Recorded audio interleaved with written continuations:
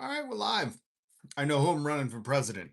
Charlie Sheen. Charlie Sheen is the one we got to get to run for president. He's the only one who can crack the tiger blood's armor that is on and that is anointed the golden calf.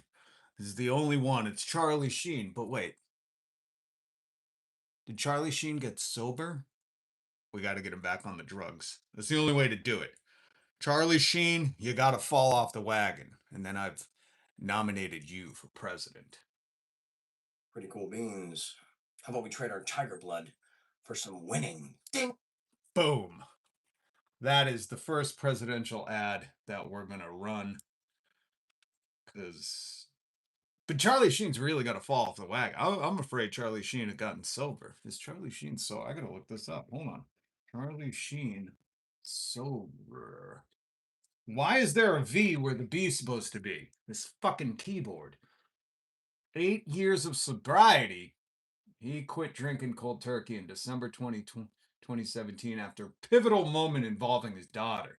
I'm guessing he didn't have his pants on, and that's what was so pivotal. Well, we got to get Charlie Sheen off the wagon so he can run for president. And this will be the first advertisement. Charlie Sheen for president. Pretty cool beans. How about we trade our tiger blood for some winning? Yes, sounds good, Charlie. Come on, man. What's your thing of choice? I'm guessing it's in crystal form.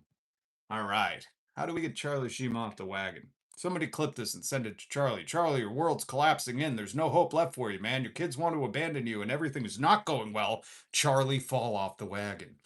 Your country needs you now more than ever, man. The drug war has been lost. They're still fighting it, but we need a man like Tiger Blood Charlie Sheen in charge. That's what we really need. Now for some Grand Ole Opry. Oh, I'm sorry. Did I say Grand Ole Opry? I meant Bunkbed Coffin. He plays songs like Nirvana.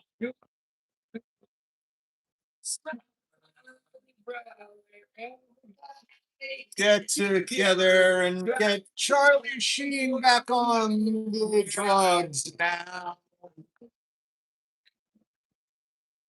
Come on, Charlie, fall off that wagon, buddy.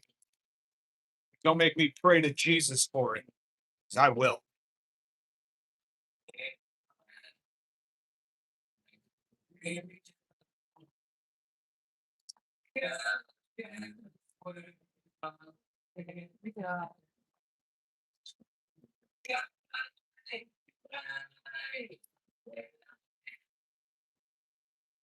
Don't be rude.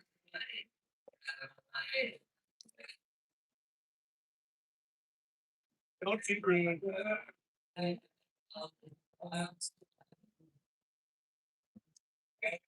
Benny Loco, how are you? We've got our 2028 presidential candidate. That's right. If they're going to block everyone from voting, we're going to run a president in 2028. Charlie Sheen, Tiger Blood. The original winning candidate.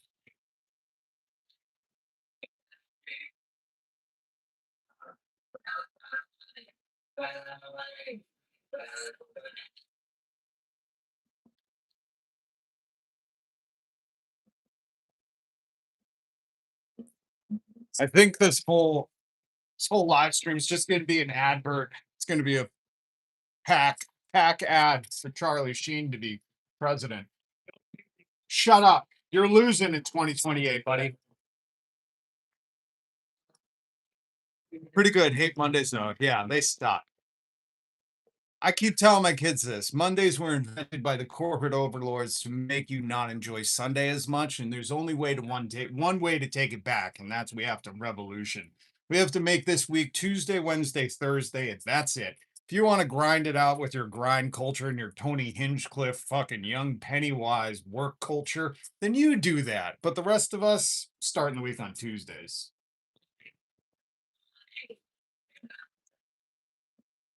Don't you rude. Fuck you.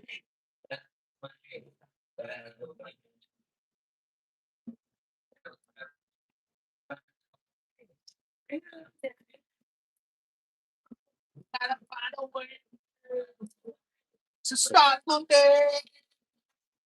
Don't be rude. Fuck you. Thank you. That was BUNKBED COFFIN with Territorial Breed Nirvana mashup. Go check out BUNKBED COFFIN. He plays all the great Nirvana hits and has a lot of original stuff. But he has, I don't know where you, BUNKBED, where are you, man? I'm worried. I have no way to contact you. And in the comments of your videos, I said, "Are you okay? Haven't seen you in a while." And you haven't written back. So please come back to YouTube, BUNKBED. That's for the person who asked me to stop burping in the comments. I absolutely dig the picture on the wall. Thank you. I'm sitting in my dentist office right now. No, sorry, that's imbecile commenting. That's what dentists have done. Uh, dentists have done that? Tuesdays would become the new Mondays. Well, until that happens, we would move Tuesdays to Wednesdays. And then you would just enjoy Friday through Tuesday days off, and we would go to work on Wednesday, Thursdays. There's no reason this can't happen, folks. The only reason it's happening is because you're being complicit and letting these people like Elon Musk dictate what the fuck goes on. Do you think if we collectively took a fucking YouGov.poll.AT&T.net survey, you think everybody would be like, "No, I want to be at work on Mondays. I'd like to fucking get right there 6 in the morning, bright and early, asking for the TPS reports." Are you kidding me? You kidding me? Even the grind culture, just work harder, never retire podcast bros like the Tucky Carlsons, the Patty Bet David Stones, the Theodore Vaughns, Joe Rogans, they sit in a studio like once a week and record something, and then the rest of the time they're at Buca de Beppo fucking ordering thirds, you know? Like these people don't work hard. I'm sorry they convinced you that like you going to your gas station pumping job where nobody can afford shit and they're all mad at you, and you're like, "Yeah, I think you I'm not setting the prices, man. Is that what you're thinking?" These fucking people have never worked a day in their life. Their hands are like the baby's bottoms that they all touched on Epstein Island, okay? Are we all comprehending that? These motherfuckers, like Ben Shapiro, who sits in an air-conditioned studio so his eyebrows don't grow fucking sentience and come after you and eat all of us. That's what we should do. Attack of the Killer Eyebrows. Remember Attack of the Killer Tomatoes? That was like a TV show cartoon, and I think it came from a movie, and maybe Little Shop of Horrors had something to do that with Rick Moranis. But I think we should recreate, now that we have AI to make all the art for us and no one has to think anymore, we should recreate Attack of the Killer Tomatoes, but it's Attack of the Killer Eyebrows, and it's Ben Shapiro, and he leaves his comfort of his Wilkes Brothers oil fracking billionaires supported and funded studio, and he goes outside and his eyebrows start to growl and get very angry, and then they just start duplicating like gremlins touching water, and they just start poofing out everywhere like little fucking poppets going all over the sidewalk. And he's like, "Ah, I can't stop it." And he falls to the ground, and then his eyebrows are just going everywhere like goddamn fucking 6 foot long caterpillars. And not the cute caterpillar kind, of the really fuzzy ones that probably make you sick if you ate them. I wouldn't know that though. And that I think would be a great AI horror genre film. But anyways, like I was saying about Ben Shapiro, if you think he has worked a day in his hands, the only fucking handwork his fucking hands have felt is like the horsehair violin strings that he plays in his fucking off time when he's trying to woo women because his wife probably won't give him any. Um, these people don't work, so they don't give a shit if they're telling you to work 7 days a week and just, quit your family so you can go more work, and you somehow drink it up like that's the fucking Kool-Aid of the week. Well, I tell you to suck it, and I tell them to suck it. That's why none of those debate bros will have me on. They don't want to deal with a guy like me who doesn't play by any of their rules. That's right, prison debate rules. That's what we do. We nut kick here. So yeah, we got a lot of news to cover. I'm Rob. Hit subscribe. Not AI. Not AI. This is the last stronghold that AI can't take over. You know that? Did you know that? It's your little Snapple fun fact for the day. This is the last stronghold, the live stream, where we comment on all the potentially AI videos out there. No, no, no. These are just podcast bros. And I'm going to play some Netflix stuff. Cat Williams absolutely buried Kevin Hart. Tony Hinchcliffe got some jokes off, and we won't play those because he's a garbage human and not that funny. His writer had like two good jokes on his little set, but man, comedy is about timing, and Tony Hinchcliffe has the timing of a broken fucking clock. That kid ain't good at comedy. I don't know what people see in him. Maybe they just saw like a Napoleon complex little dude bullying other people and thought, "Oh yeah, I wish I could bully people." Well, we here reject that notion and we say comedy's for punching up. Scare a corporation, not the marginalized communities in your area. You know, that's what we stand here for. Hey, Rob, why doesn't the American people stop working for 2 days and stop this world in its tracks? Good suggestion. How do we get the word out? Um, Mostly because, and like I'll play for you later, if you stop working, you lose your health care, you lose your rent, you lose your home, and then everybody's living in tent city. Well, Donald Trump and his podcast bros are trying to make tent cities illegal. Um, oh yeah, I got a billionaire talking about how he just wants to fucking get rid of everything. These billionaires are such psychopaths. You almost wonder if they were all test tube babies because the way they operate is like, did you not have parents? Did nobody smack the shit out of you when you were younger? Because you feel like you need one now. Um, I don't know anyone willing to debate lunacy. Are you kidding me? People talk to Jordan Peterson and Ben Shapiro all the time, and those people are clearly fucking lunatics. Anyone who can tell you if global warming's real and the world gets flooded, you'll just sell your home. That's a Ben Shapiro fucking debate when he was going after high schoolers. I don't know. Again, the lunacy to me is the people like Steven Crowder, Ben Shapiro, Jordan B. Peterson, and all the other fucking Charlie Clan motherfuckers who go to college campuses and they're like, line the freshmen up. I'm about to dunk on all these kids. And they're like, are you 30 something? What are you doing debating freshmen's? What the fuck are you doing? That to me is crazy. That America like took that as like serious debate shit. Um, oh, there was a whole thing on Plato. Did I get that one? Did I save that one?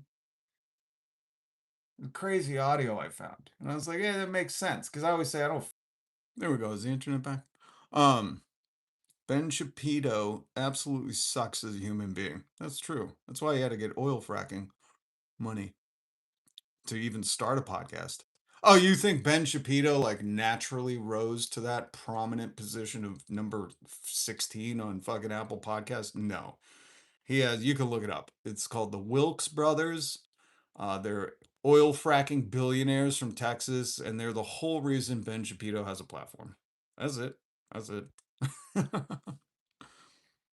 Do you think that they do you think that would go that far if no one worked in the USA?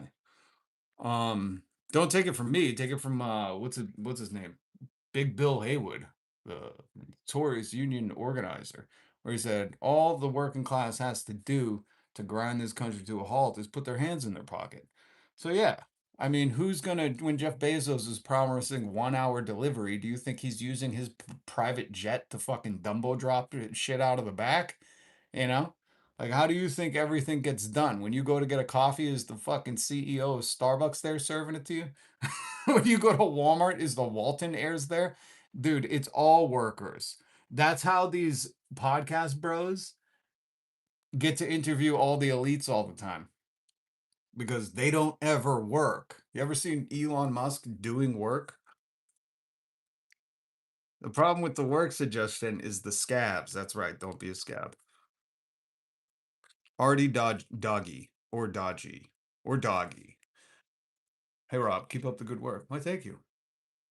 I always will. It's so nice to hear someone with a clue. Thanks for speaking real talk. Hey, no problem. I like when people call me nuts because it just shows me how dumb they are.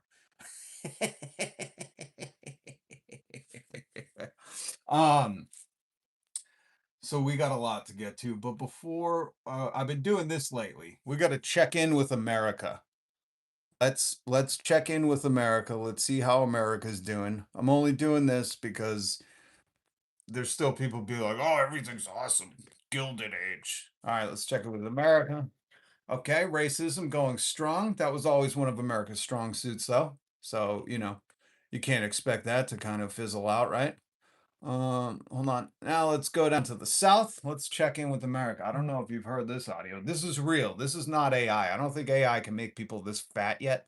You know, that's why they're building all the data centers. Actually, they're building all the data centers for mass surveillance, and I'm going to play a woman who broke that down for you. And I like her theory. I think that makes more sense than anything else because unless AI really can't make people this fat, you know, and they're like, we need more data centers. We can't make tubs of fun this big. We can't make a guy named Lunchbox through AI. You know, we need more data centers. Like this kind of fat is fun. Like, what is that? A quadruple XL?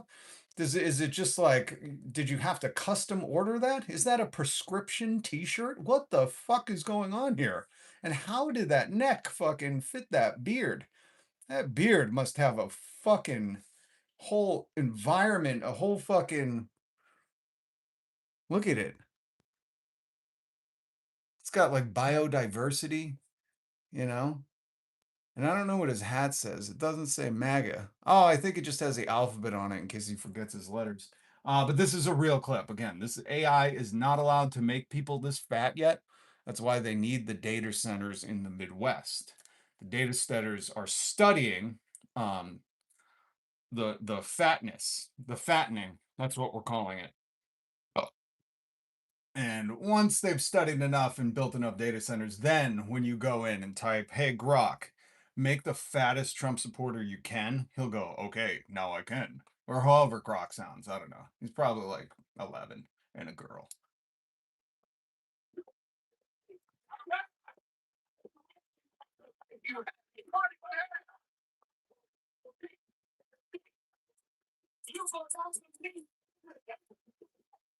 Now,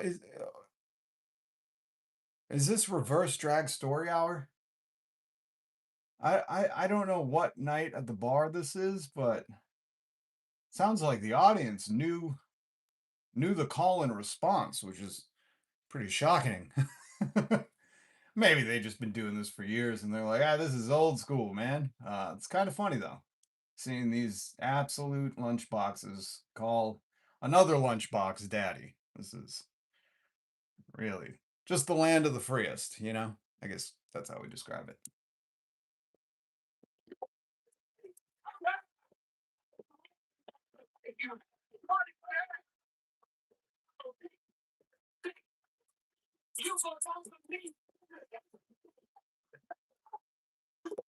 Oh, okay. Well, that's how MAG is doing. Let's check in on the rest of America. Let's see how it's going.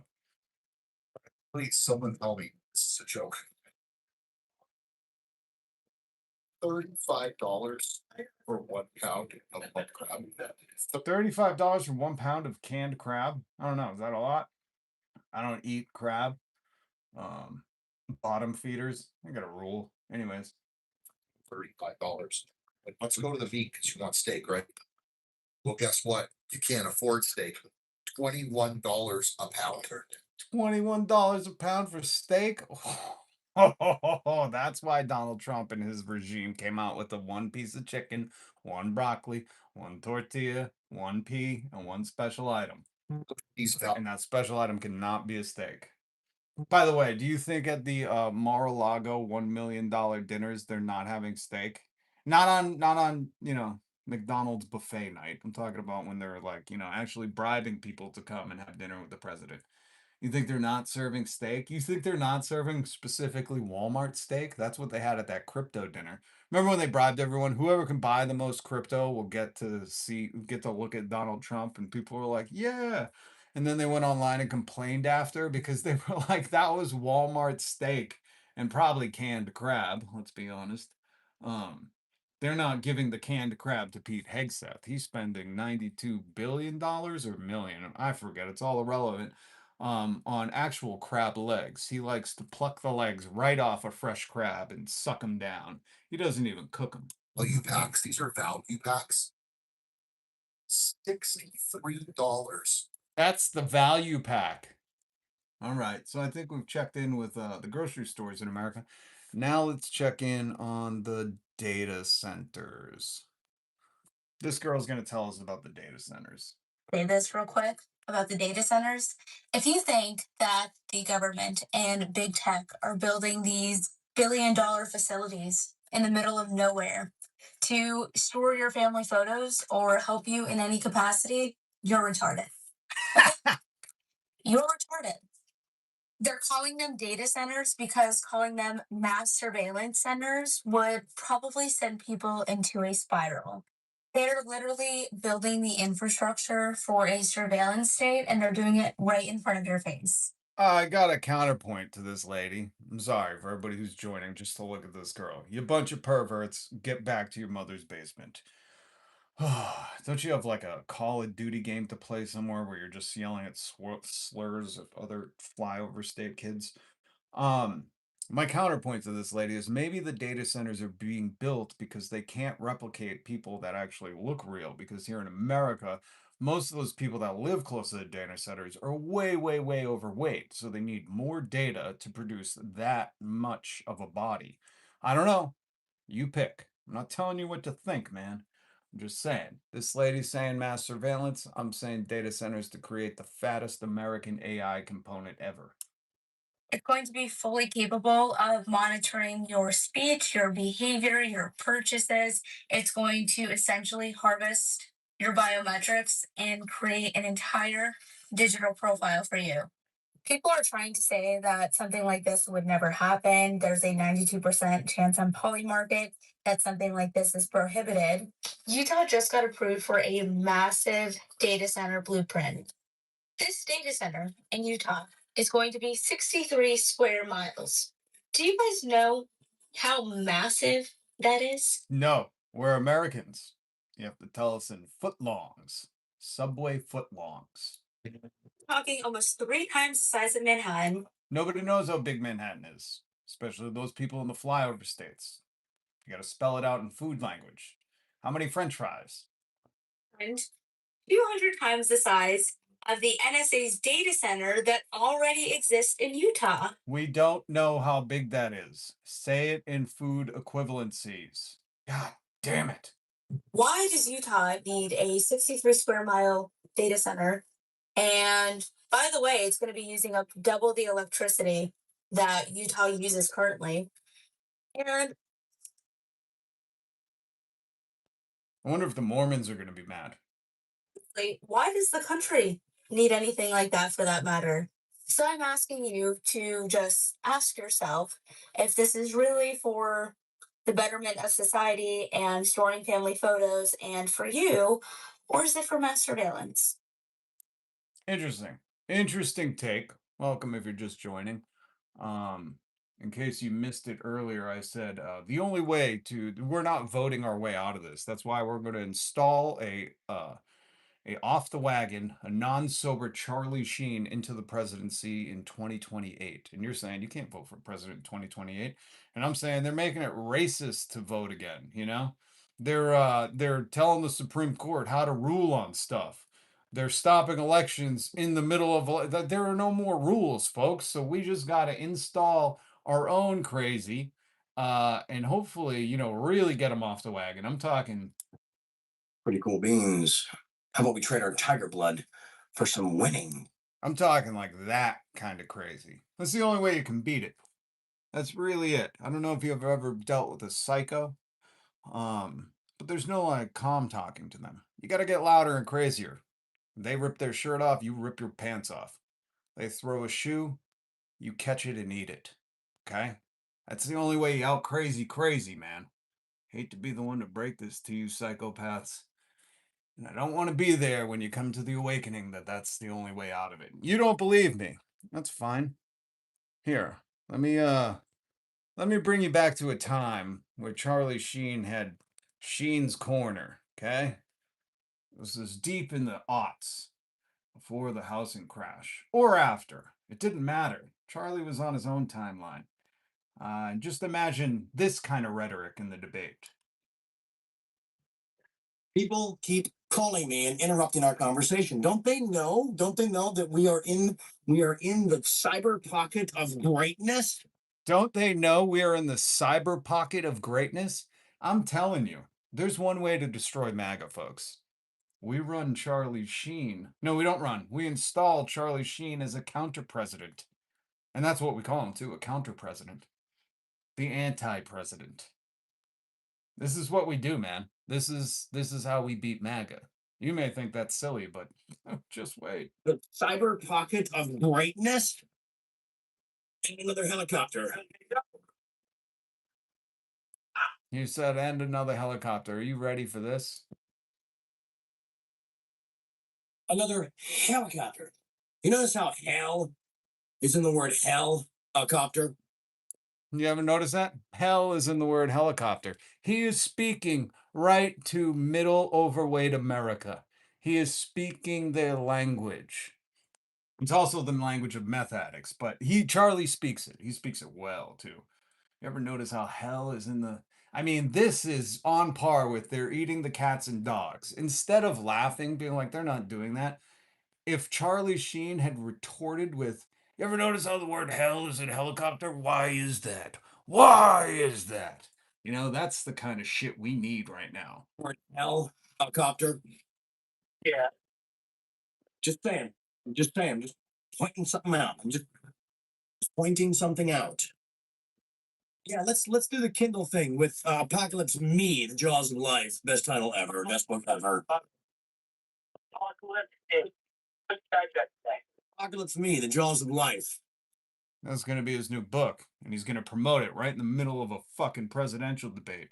You thought Donald Trump was good at selling these phones that don't exist. Wait until you hear about a book concept on the fucking cuff, man. Come on, if you see that cover, and of course it'll be brilliant and colorful and incorporate all of those elements, if you see that, you're going to buy it. You're going to buy 10 copies. If you buy 10 copies, I get one free. That's how we roll. You hear that? He gets his own book for free if you buy 10. People are going to be like, well, goddamn, Charlie does need to read, so let me get 12 of them. It's the only way to beat back MAGA, folks. I hate to break it to you. All right, now let's listen to a real comedian. This is John Mulvaney. I like John. He's such a tapered guy. Data centers are new tech like needing entire buildings to house computers in the 60s. Yeah, they just happen to drink all our water and make our electric bills $1 million per GPU or whatever they fucking registered in. Word helicopter comes from the Greek words helix, meaning spiral, and tetradon, meaning wing. It was coined in 1861 from the French word helicopter by this guy. But this guy. Wow, what do you know, Kevin? We're redefining language, just like when Donald Trump co-opted the word winning from Charlie Sheen. Charlie clearly meant it as he was winning in life, as you could hear from that former audio. And Donald Trump took it and meant $5 gas, a new war, and pedos all over the place. He's just letting them out of jail. Gross. Which that's not my definition of winning. I know it might be MAGA's, but still not mine. So, you know, we can redefine shit. I bet Charlie, you met Charlie, right? He came into my workplace once and told us that the place was drab and had no energy. Said we needed to throw a party and offered to pay for it. So how was the party? A lot of people like correcting what helicopter means. Just so everybody's clear, I was playing Charlie Sheen all chopped up on drugs, okay? Oh man, hold on. My sarcasm meter off? Okay. Let me see if that fixed it. Do people not understand sarcasm? Is that a lost art? Is that a thing of the past? Hey, what's up, calm radical maxers? How you doing, Shy Pixie? I fucking hate stars.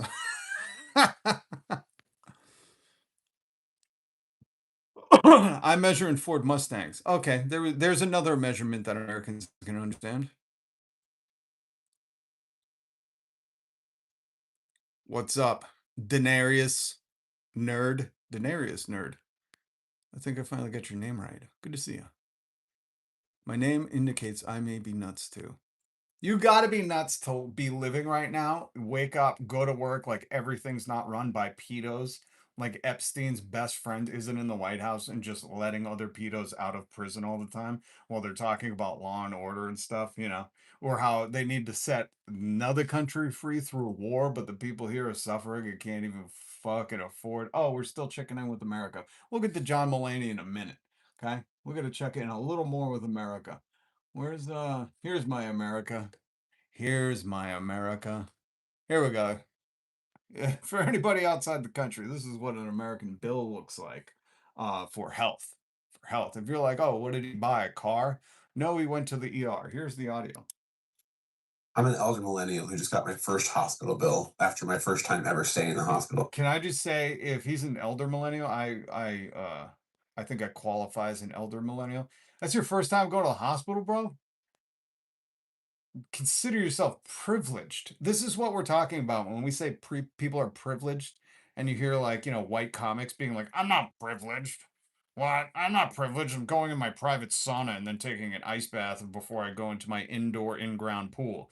Like, this is what we're talking. This is privilege. You've never gotten an ER bill and just fucking chucked them, But like, I ain't paying that. Go fuck yourself.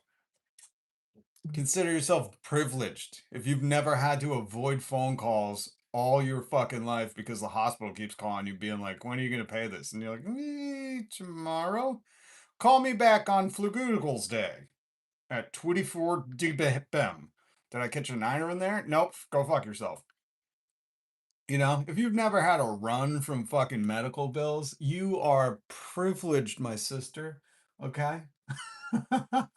I mean, my wife was begging me to go to the hospital the other day. I was like, you know what that costs? I will die at home. This is extortion. This is why everyone hates our medical system. $41,000. So I was in the hospital. What'd you do? That transgender for all? Is that what you did? Huh? For less than 24 hours. Less than 24 hours. Okay, so it wasn't that. For high blood pressure. High blood pressure. $41,297 for high blood pressure? Okay, I guess this is sustainable. And no surgery, no CAT scan, no MRI, nothing. I got a better idea. Whoever said, like, why don't all the American workers just not work for a couple days? It's kind of tough. Here's my idea. Nobody pay your medical bills starting now. When they call, just tell them, hey, man, I could have died on you. Then how would you got your money? So consider this even. Any of that nature. My bill is absolutely ridiculous. The labs in chemistry, $10,000. $2,000 for labs. Blood culture, $4,400. And then what culture was your blood, man? Was it pretty hip? if you look at the back, it gets even worse. You have $12,000 for emergency room care. $1,000, $3,000 for these observation room visits. Oh, $3,000 for 3 observation room visits. I gotta start an observation room. Sorry to everybody else. To the guy who told me to stop burping, fuck you. I think that's what we should do. We should all start running observation rooms. I don't know what we're observing, but I think it's a good idea. $1,000 per room. Holy shinto. $800 each for physical What's up, Al therapy, Chancio? PT. 1 month Like, copy. this is extortion in every single way. I don't know how people do this. We don't. We just don't answer the calls when they come to collect. That's what we do. Because you have to have health, and our taxes should pay for it, but they're paying to release pedos from jail, and crypto scheme people. So instead of getting our taxes to cover this stuff, we just avoid the bills. So that's a check-in with America. He went to the ER for 24 hours for high blood pressure, walked out with student loan debt. Well, what student loan debt used to look like a long time ago. All right, let's keep checking in with America. Relax, chilling, listening to the live. Good, man. Good. Have a relaxed and chill day. Don't let the corporate world of the grind culture goons come after you. I like this guy. I found him on the Twitter, and not only do I like his accent, he's that old school Johnny Hoffa, whatever his name is. But I like his message. It's just pardon an absolute shitbag. No, Absolute shitbag. Oh my God. crazy to me. The working man, the working woman misses a mortgage payment or two, they lose their house. It's gone, you know? So A bada bing, a bada boom, it's gone. You know what I mean? the mom misses a health care payment. Well, guess what? Your kid's going to lose health coverage. But apparently, if you steal millions of dollars from working people, you get a pardon from Don the Con. This guy, Joseph Schwartz, is a bum. He ran a nursing home empire across 11 states. This man stole $38 million from workers, from workers' paychecks, not from Wall Street, not from billionaires, from workers like me and you. Healthcare money, retirement money, life savings. Money people earn changing bedpans, working double shifts, breaking their backs in nursing homes. And we all know how hard of a job that can be. That's a brutal job. This is why I'll never understand people being like, oh, you want to be a billionaire, work harder. I'm like, do you know anyone that's worked in like healthcare, anything like that? These are some of the hardest working people. Mind you, you die without them. These are some of the hardest working people, lifesavers that are treated like garbage, working double, triple shifts, fucking multiple days a week, understaffed, over fucking over they have too many patients. I don't know what it's called.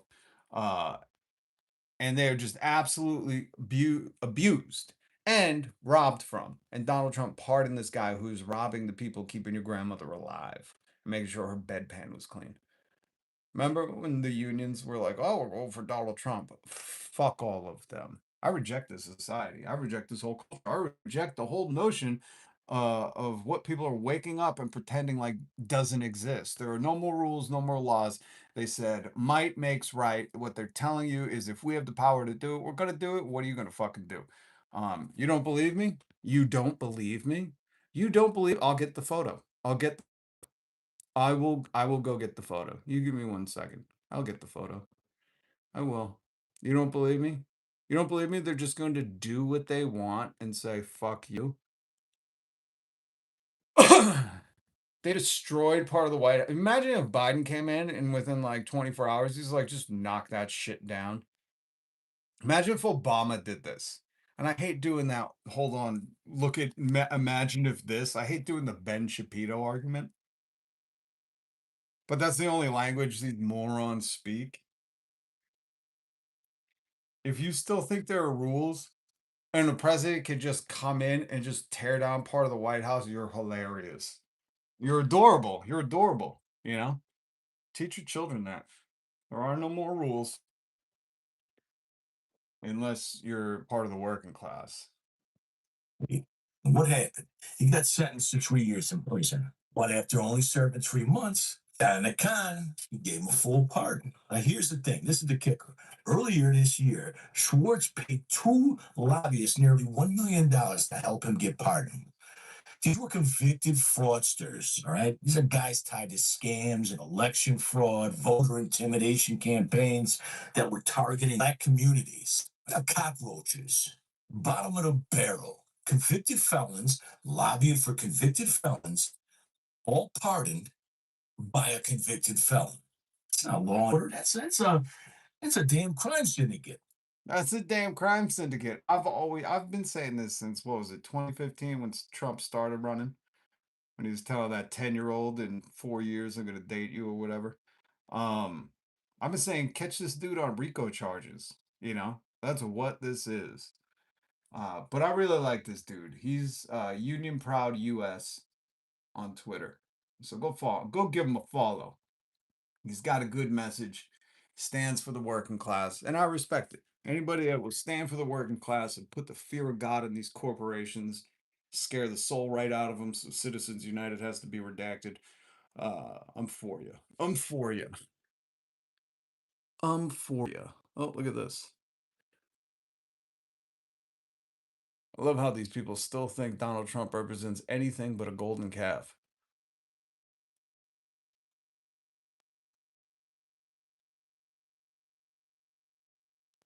It's hilarious. Jay the Gray, 100% all for the working class. That's what I mean. We need the working class to unite and reject these. Oh, Danny's here. Here's a live shot. I think, what, Danny, are these your kids? You don't have any kids. Well, were you here that night, Danny? We were out there. Danny's a hardcore MAGA. He just believes in the golden light. Sing along. Come on, Danny. You know the words. They're going to do the call and response. Danny, I want to see you in the chat. Come on, man.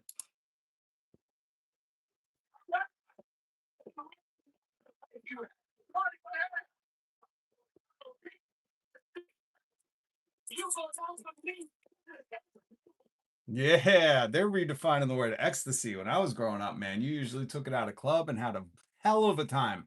And now they're defining ecstasy as $5 gas. Nobody can afford a fucking steak, and America sucks again. Whew, that is tough. That is brutal. That is brutal. But you know, MAGA is not they're MAGA's whole thing isn't really knowing words or definitions. That's why they really liked it, Donald Trump, or just say whatever the fuck they want. Let's keep checking in with America. Here's Raphael Warnock. I like his name. Reminds me of like a warlock. He should go out. He should go as at Halloween as a warlock, and he could say, "I'm Raphael Warlock." Great dad joke. You can steal that one, Raph. Do friends call you Raph? I would call him Raph. He should go out as a Ninja Turtle. Anyways, here's what he had to say about JD Vance, just to show you the hypocrisy and how quickly these people will sell their souls. Old hillbilly allegedly. JD Vance is one of the most craven politicians on the American landscape. Hey, I like that movie. Here's someone who literally said that Donald Trump is America's Hitler. And then he actually ran a campaign to become his running mate. He ran a campaign focused on one to be his running mate. So if Trump is America's Hitler and then he campaigned to be his running mate, what does that make JD Vance? Ava Braun? Would that make him Ava Braun? I think JD Vance is Donald Trump's Ava Braun to his Hitler. Interesting. I really want to play this John Mulvaney clip for you because it's good.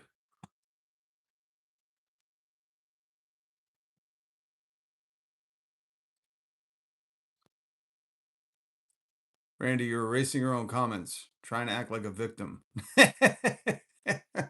Is that what? Oh, Randy, are you erasing your own comments and saying you've been muted? Oh, god damn. Oh my god. That's hilarious.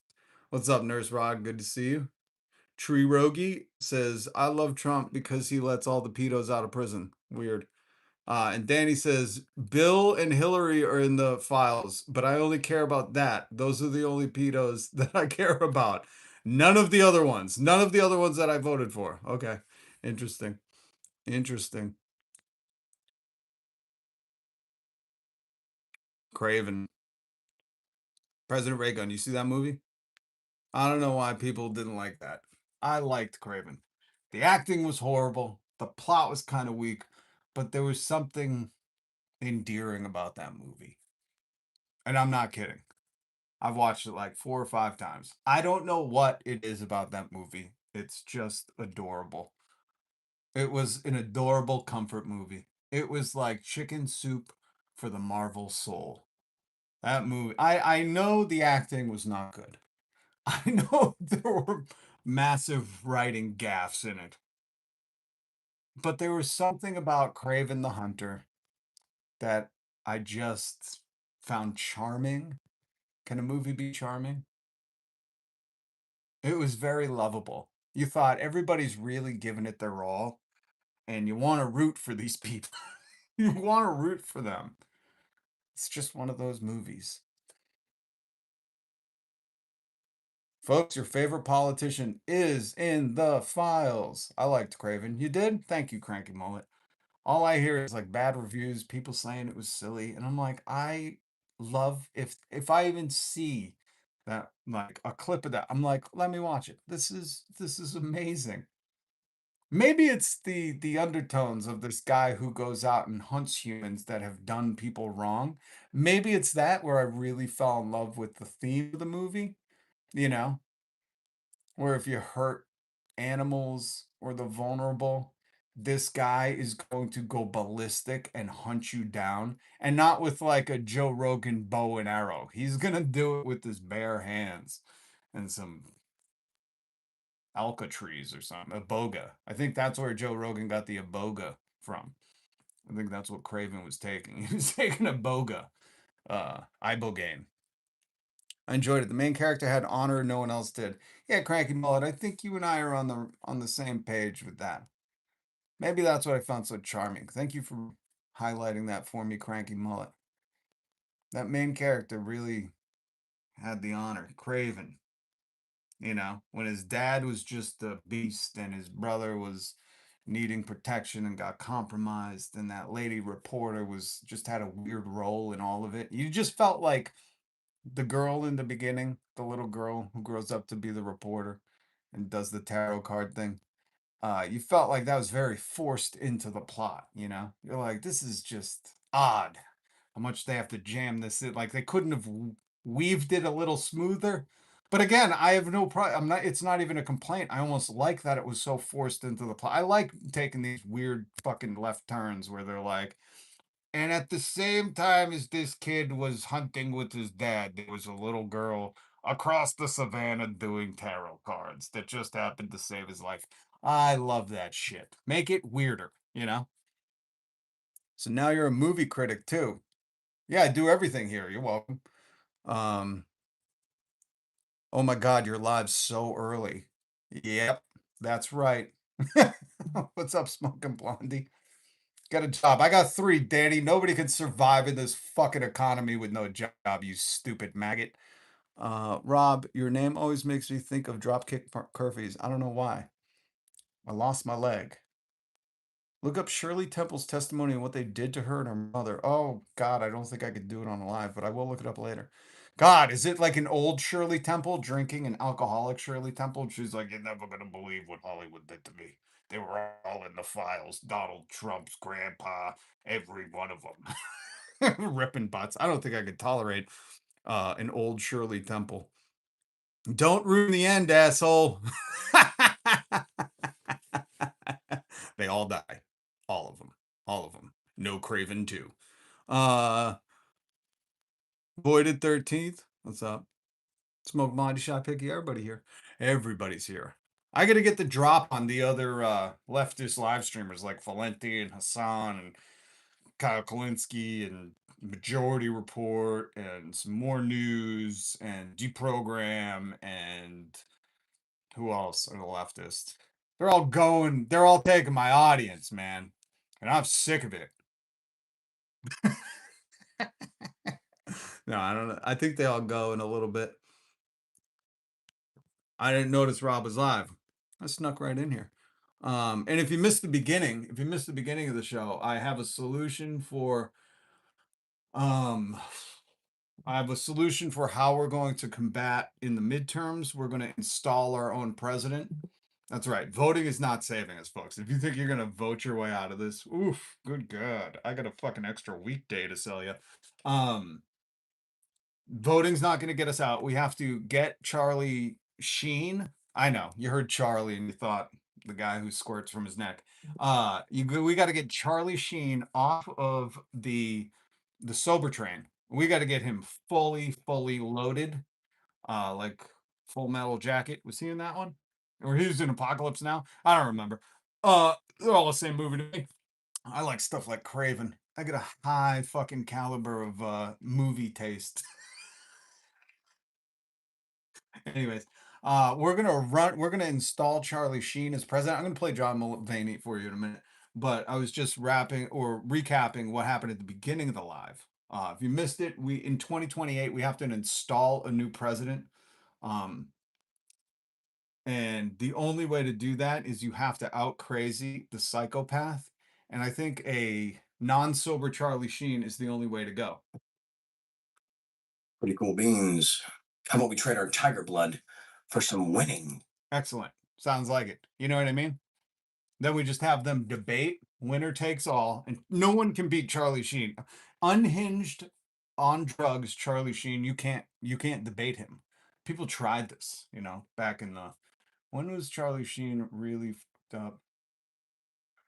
When was that? When was, I need some dates. Circa what? Charlie Sheen really drugged up. Can Google even answer this question? They're censoring everything, folks. You can't Google anything anymore. 2010 to 2011? Are you kidding? That was only a year? Banging 7 gram rocks. In a quote, that's a news quote. In 2011, Sheen notoriously claimed in a video interview to be banging 7 gram rocks. Holy, I mean, you can't, I mean, not at once, let's just say. 1998 overdose. No, don't care about that. The 2011 meltdown. Ooh, after a divorce from Brooke Miller and continued issues with addiction, Sheen was fired from 2.5 Men. That was 2011? Oh, man. So we're coming up on the 15-year anniversary. Oh, we passed the 15-year anniversary. This is the only person I advocate to get back on the drugs. Charlie Sheen. Your country needs you, man. You know, we should do some Dare t-shirts. Dare to do more drugs, Charlie. It's the only person I advocated for, because the only person you're going to combat stupid, when you got a high caliber of stupid operating in the White House like Donald Trump, Charlie Sheen's the only one that can combat that. You know, you can't do it with common sense. You just can't. Corey Feldman might beat him, like off, or I hate Corey Feldman. I wish he would fall down a well like Baby Jessica. I'll be listening, but can only read chat on and off. All right. Charlie can go to Blazes. Install me instead. I don't know. We need a ruthless, conniving, nonsensical delusionist in office. That's what we need. It's the only way you beat this. Do it for your country, Charlie. Do it for your country. Your country's calling. Your country needs you, Charlie. I need some merch for that. He was doing it long before that. Yeah, but I meant Cranky Mall. I meant like the peak. Like when he was doing like the ABC interviews when TMZ had the 24-hour cam over his house over the child custody thing. Like I'm talking about peak drug use, Charlie. You know, I'm talking about, hold on, let's play a little more of this interview. Pretty fucking cool, huh? What do you think of this one? Ding. One speed, lady. Go. Nobody told me this is a formal. Ding. Yeah, we need this kind of Charlie, you know, who's just totally unhinged. I want you to think about what I'm saying. There was a presidential candidate who said they're eating the dogs and the cats. Okay. If you're like, oh, this guy, this Rob guy who I've subscribed to, hit the notification bell and support him every time he's live because I want to support this kind of rhetoric in our country. If you're thinking I'm nuts, I'm just the guy on YouTube. Okay. There was a president who went on TV and said they're eating the dogs and cats, then ran on the pro peace ticket, and the Epstein files being released. And you think I'm nuts for saying Charlie Sheen, come out of drug retirement, we'll take your number out of the rafters. By the way, on the back of Charlie Sheen's drug jersey, it just says 7 gram and then rocks. But I mean, the only way to combat that, when he says they're eating the dogs and cats, we got to have Charlie say some even more unhinged shit. Who gave me this piece of advice? Who's on me with fucking smoking? Is like smoking is like you're gonna die from fucking smoking is like you and your fucking. I think this should be the presidential debate. You know, they're eating the dogs and cats. He just starts to pretend for die from smoking. I mean, come on, folks. What else you got, Charlie? When's the last time you used? You're a freaking hairy chicken with a corn dog limp. Are you? See? See what I mean? This is... America would vote for this. That's the craziest part about that. They'd be like, I'm voting for the corn dog chicken, hairy limp guy. On anything right now? No, you're completely wrong. A hippopotamus has no lower back teeth. Duh, what's wrong with you? Jesus, get with the program. They're eating the dogs and cats, and he says this, you know? And he has headphones on, by the way, during this interview. You know, they're eating the dogs and cats instead of whatever happened where they were like laughing, being like, oh, he's a liar. I say we usher Charlie Sheen out there and be like, stand up straight, buddy. Stand up straight. You know, Donald Trump has to hold somebody's hand because he has dementia and he's top heavy like a toddler and he's too fat and old. So they have to like make sure that he can stand straight. And then when you see him walk, he's like, "Ew." And he doesn't even drink. So you know it's not him drinking. We would have to hold Charlie Sheen's hand because he's so fucked up. But I'm telling you, if he cracks out with the eating the dogs and cats and the retort is right now. No, you're completely wrong. A hippopotamus has no lower back teeth. Duh, what's wrong with you? Jesus, get with the program. that guy wins the debate. I'm pretty sure America would do a standing ovation if Donald Trump said they're eating the dogs and cats and he said, "What is wrong with you? The course a hippopotamus has no lower back teeth. What the hell is wrong with you? Jesus Christ, get with the program." People would fucking cheer. They would lose their mind. They would have like a fireworks Charlie fucking Kirk display go off at that moment. That's where we're at, folks. Like, there's no highbrowing your way out of this. There's no intellectual conversation we could have that's getting us out of this fucking hole. No, folks.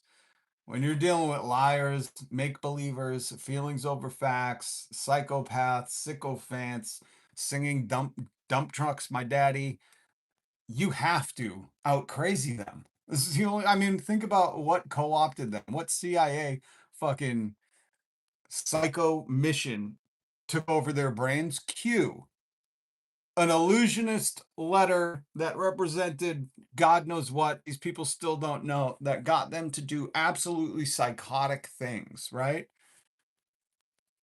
I think my theory holds water. Are you willing to take a drug test? I'm glad you asked that. Heard it from a friend who heard it from a friend who heard it from another you've been messing around. This would be the greatest American presidential debate. I mean, our country is fucked. I don't, oh, maybe I didn't explain that. So I understand that our country's fucked. You don't build back better from this. You don't undo all the fucking shit that they did. You don't get your money back from the crypto scheme. There are no more laws for rich people. They've let all the pedos out and they're just letting more into the government. They fucking elected Matt Gaetz after his like whole Cash App fucking thing, you know? And Matt Gaetz was just barely not approved. I mean, this is a real country, and it's just with make believe fucking people in it that don't obey any law but tell you you need to obey them all. Go to work Monday through Friday, and then on the weekends too. Go fuck yourself. You're never going to afford any eggs again. Um, so I say, you know, once you understand that, we run Charlie Sheen for president. We don't run him, we just install him. Because we got to accelerate the crash. You know, there's a crash coming. You didn't know that. That's why they're doing the data centers so they can surveil us and keep tabs on us while the crash happens. But there's some great comedy happening too. Here's John Mulvaney. You don't get your Trump phone. Oh my God, dude. Can we just talk about the Trump phone for a minute? This, okay? Great article. I linked it down below. This is so funny. I mean, I remember when the Trump phone came out, and I thought, what fucking moron is going to give the guy who's not allowed to run a charity or a school money for a phone? But there's people. There's people out there that saw this, and I played the guy for you who was a very mad alpha boy, you know. Seems like he was all up in his feelings and very emotional. Very sensitive. Seems like he needed a safe space from grifters.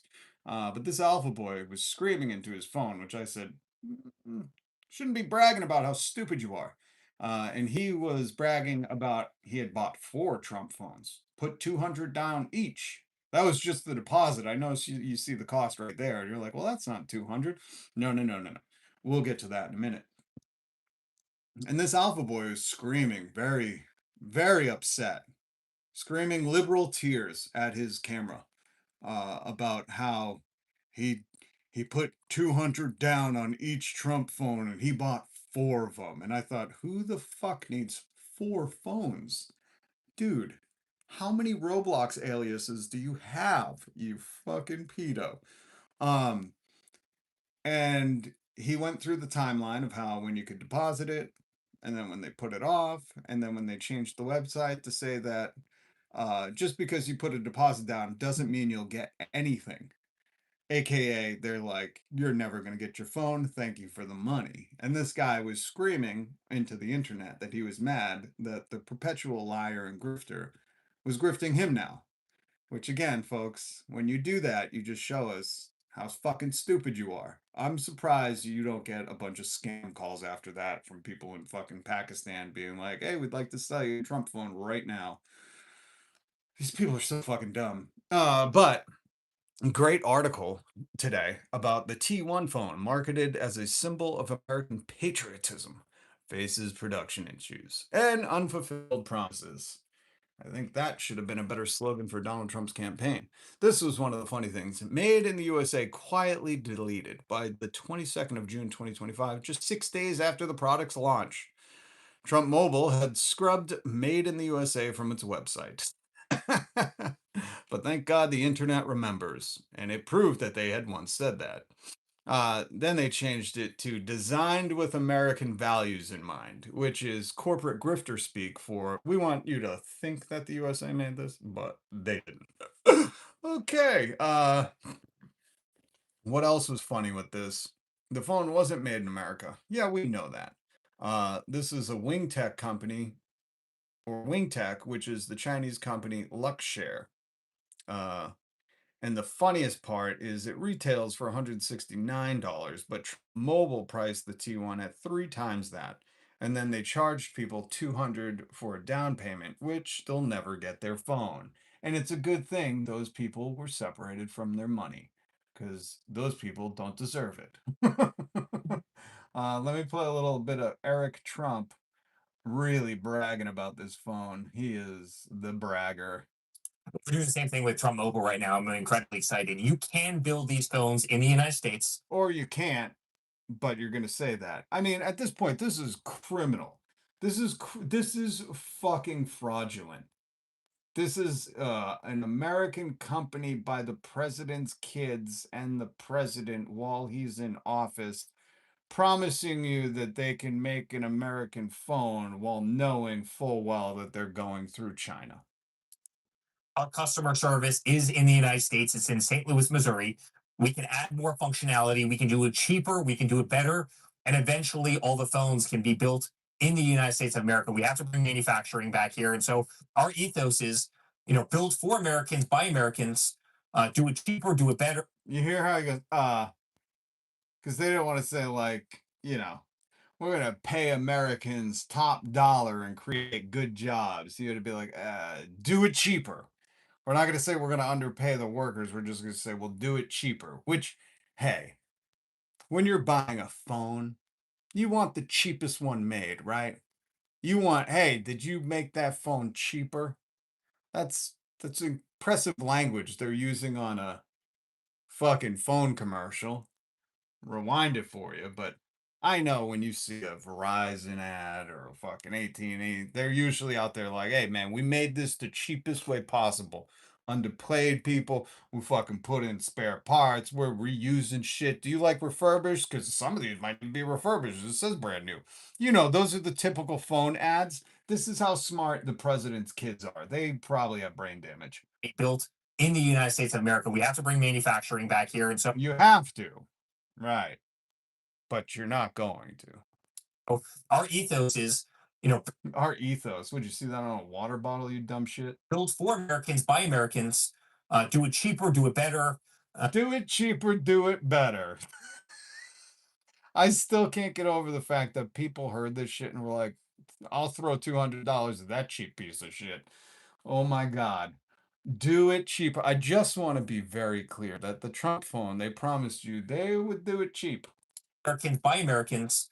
Do it cheaper, do it better. Do it cheaper. When I'm phone shopping, I'm usually out there going, who made this the cheapest? Not charging me the least. Who made it the cheapest? These people, these Trumps, are telling you they are cheaping out on everything and people are paying top dollar for it. Again, this is why we need to install Charlie Sheen as a fucking president. Because you can't compete with this stupidity. I played the audio of the maggot, MAGATAABCDEFG. I played that audio of the maggot who is screaming about putting $200 deposits down, which cost more than the phone itself, for a phone he hasn't gotten. And I'm like, you think we can like have discourse? You think we can intellectually fucking conversate our way out of this issue? These people are stupid as hell. Like, you don't get dumber than this. You don't listen to the president's son being like, my daddy is president and is doing a phone, and we're making it so cheap. And people are like, I'll pay $200 for that. No, no, no. I'll pay a little closer to 600, but I'll put down 200 with no promise or no guarantee of ever getting that phone. I'll just throw $200 at the richest man in the fucking country. Back here. And so our ethos is, build for Americans by Americans, do it cheaper, do it better. Do they not have media training at the Trump NDA fucking household?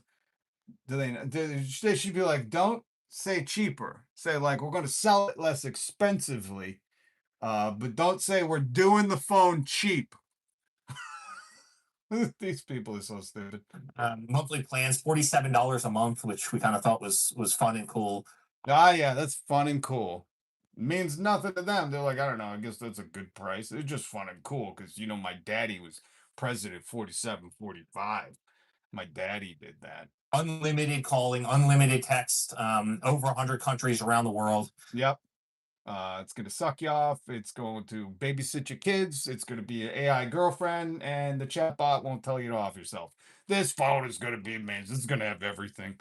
It's going to have virtual reality, it's going to create holograms. It's going to cook you dinner. I mean, just go full bore, Eric. Because it doesn't exist. That's what I mean. It's like promising somebody you sold them a unicorn. You could be like, oh, yeah, this is a unicorn Pegasus. The thing flies. The horn is magical. You could crush a little bit up, and it's like ED medicine. You could do whatever you want with this unicorn. You can promise all you want, Eric. You even said it's made fucking in America, which wasn't true. This is what I mean by there's no laws. There should be some kind of, I know MAGA hates this, regulation against companies being like, oh yeah, we made this phone in America. It's going to be fucking awesome. You could use it anywhere. It's coming tomorrow. And all of that shit be a lie. You know what I mean? But I guess this is just par for the course. This is on brand. Where they're like, hey, we're going to make America healthy by putting more glyphosate all over your food.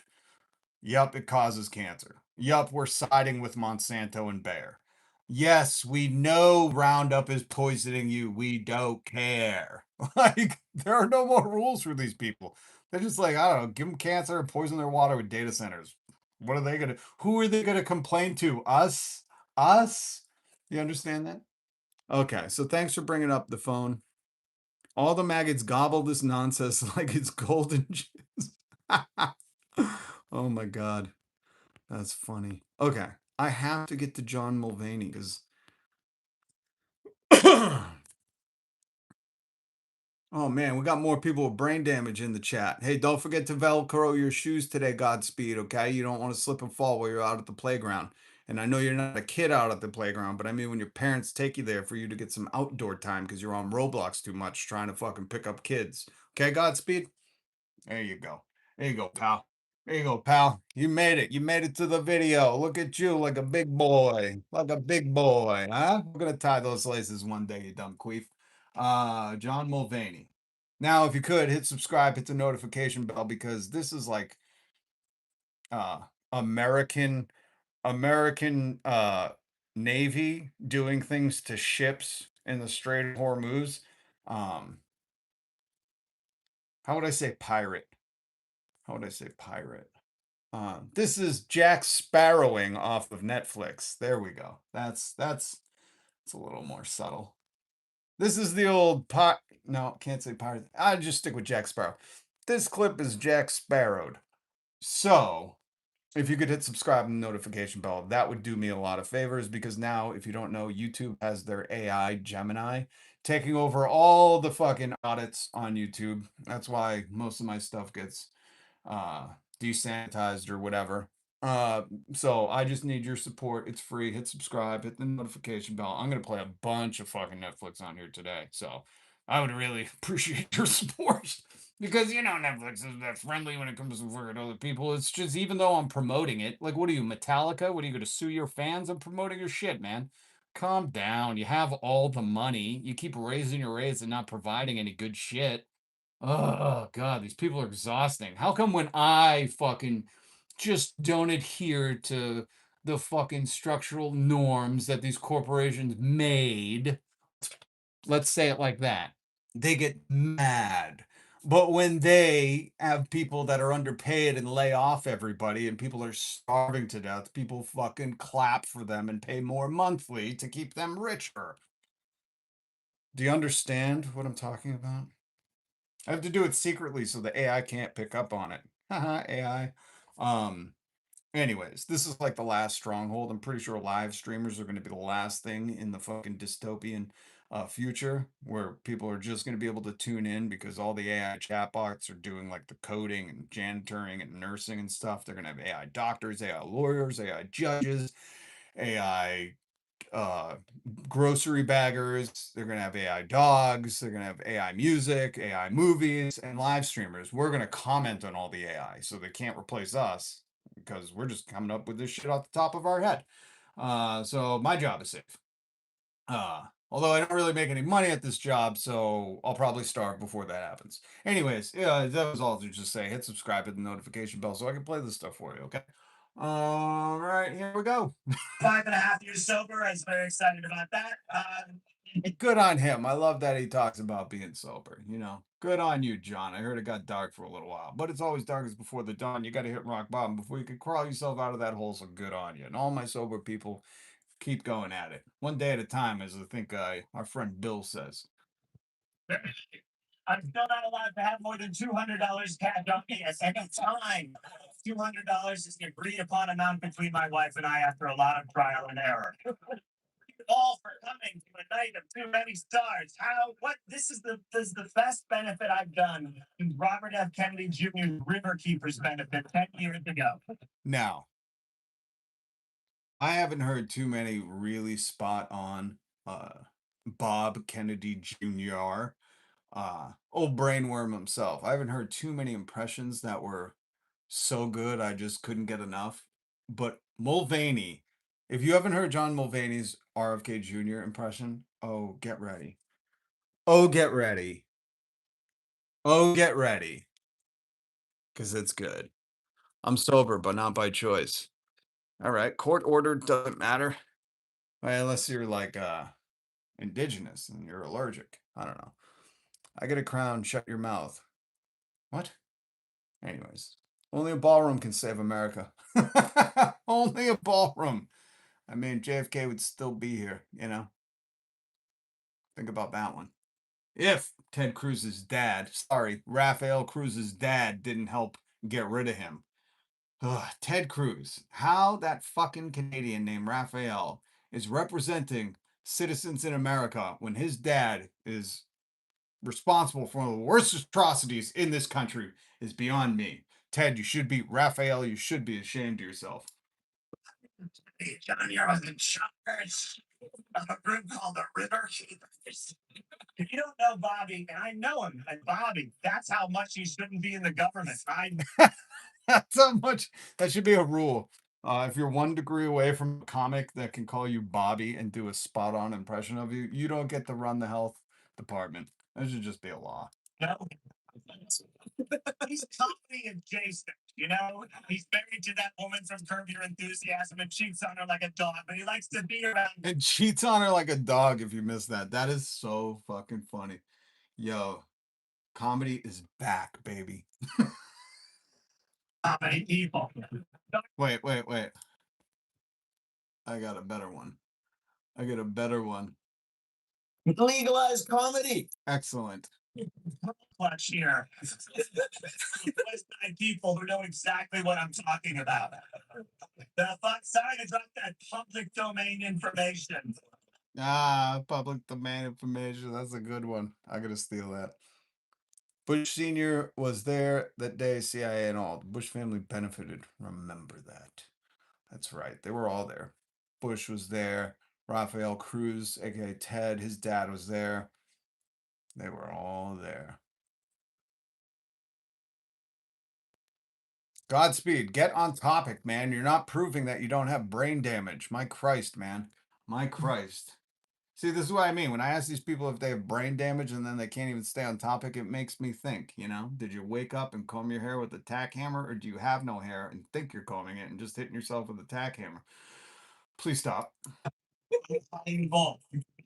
He was in charge back when I lived in New York. He was in charge of a thing called the River Keepers. This is real. Oh my God.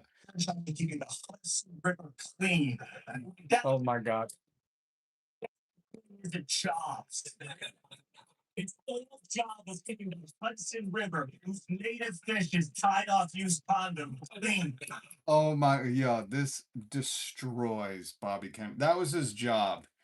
Old river keeper Bobby Kennedy, now in the government, in charge of you, and keeping the hantavirus out of, well, he probably couldn't even keep it out of the Hudson, but it's not going to stay out of America if you're thinking it is. All those people just landed in Nebraska. Yeah, the hantavirus crew. Stupid your bones in your tummy. Stupid fuck. You think you can't keep a weasel? He called him a stupid fuck. Somebody clipped that and sent it to Bobby. Oh my God. Did you get the measles? Did you read the cards for me? Do you like having the measles very much? He is so good at doing a Robert K. Jr. impression. So fucking good. No, Bobby Jr. What have we done ourselves?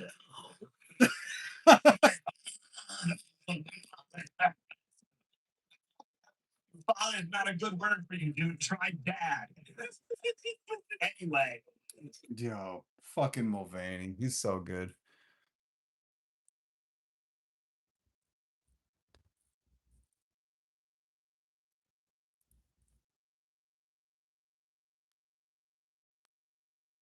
Protect the brainworms.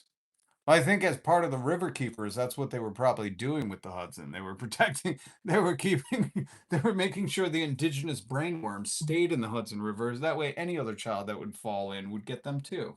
You know, Bobby can't be alone in that. All right, I want to play some Cat Williams, but before that, I thought this was hilarious. I don't really like Chelsea Handler. Not a handler fandler. Is that what they call them? Handler fandlers. Did I even take a picture of her? Here she is. I'm not a handler fandler. If that's like the Swifties. Not a handler fandler, but some good writing. I don't know who wrote her jokes, but these are good.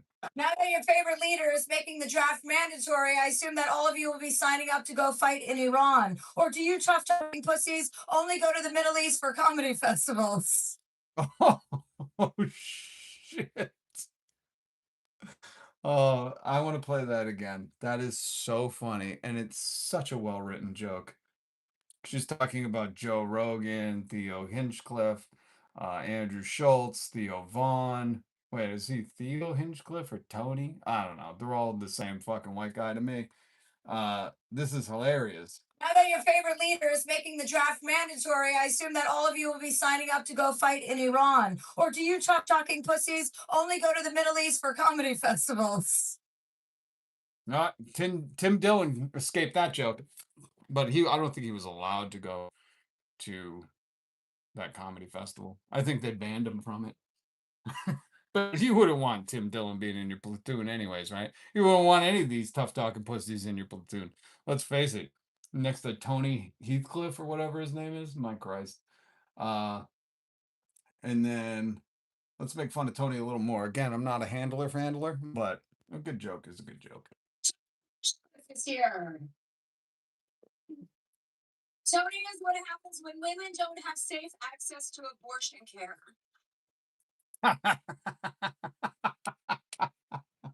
And I think his dad left him, which you could tell by his comedy. Charlie Sheen both live in Texas where abortion is illegal. But on the upside, if you see one of them doing comedy, there's a pretty good chance your uterus will start dry heaving on its own. Oh, gross. Tony is a real guy's guy, or what's more commonly known as a bottom.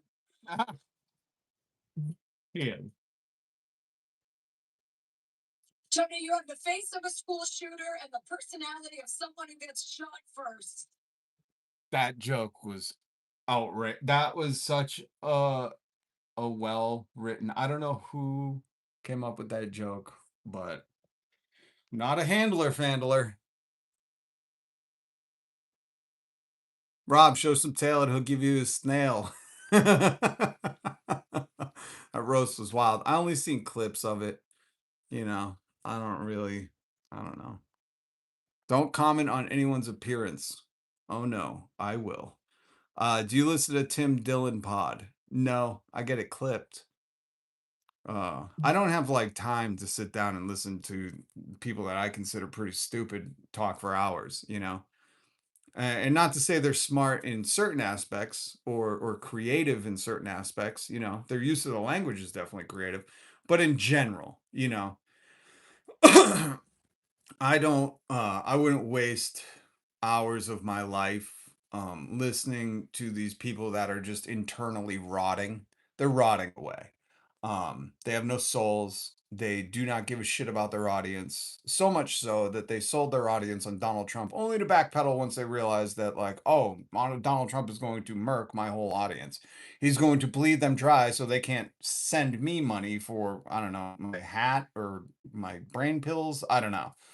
And that's the only reason they're backpedaling, because they're catching it in the comments. They have no fucking, you know, spine, backbone, whatever you want to call it. They don't like stand for anything. They're just like, oh, is this the new grift? Let's go. Which I really despise that, you know. I think if you're fortunate enough to be blessed and be in that situation, you should really give a fuck about the people who support you. You should really, really care about the people who put you there. You know, comedy wasn't you doing it in a fucking empty room. There were people that paid money to go and see you and fucking laugh at your jokes. And for you to turn around and grift them all, I really despise you. Sellouts. Yeah, yeah. Well, worse than sellouts, though.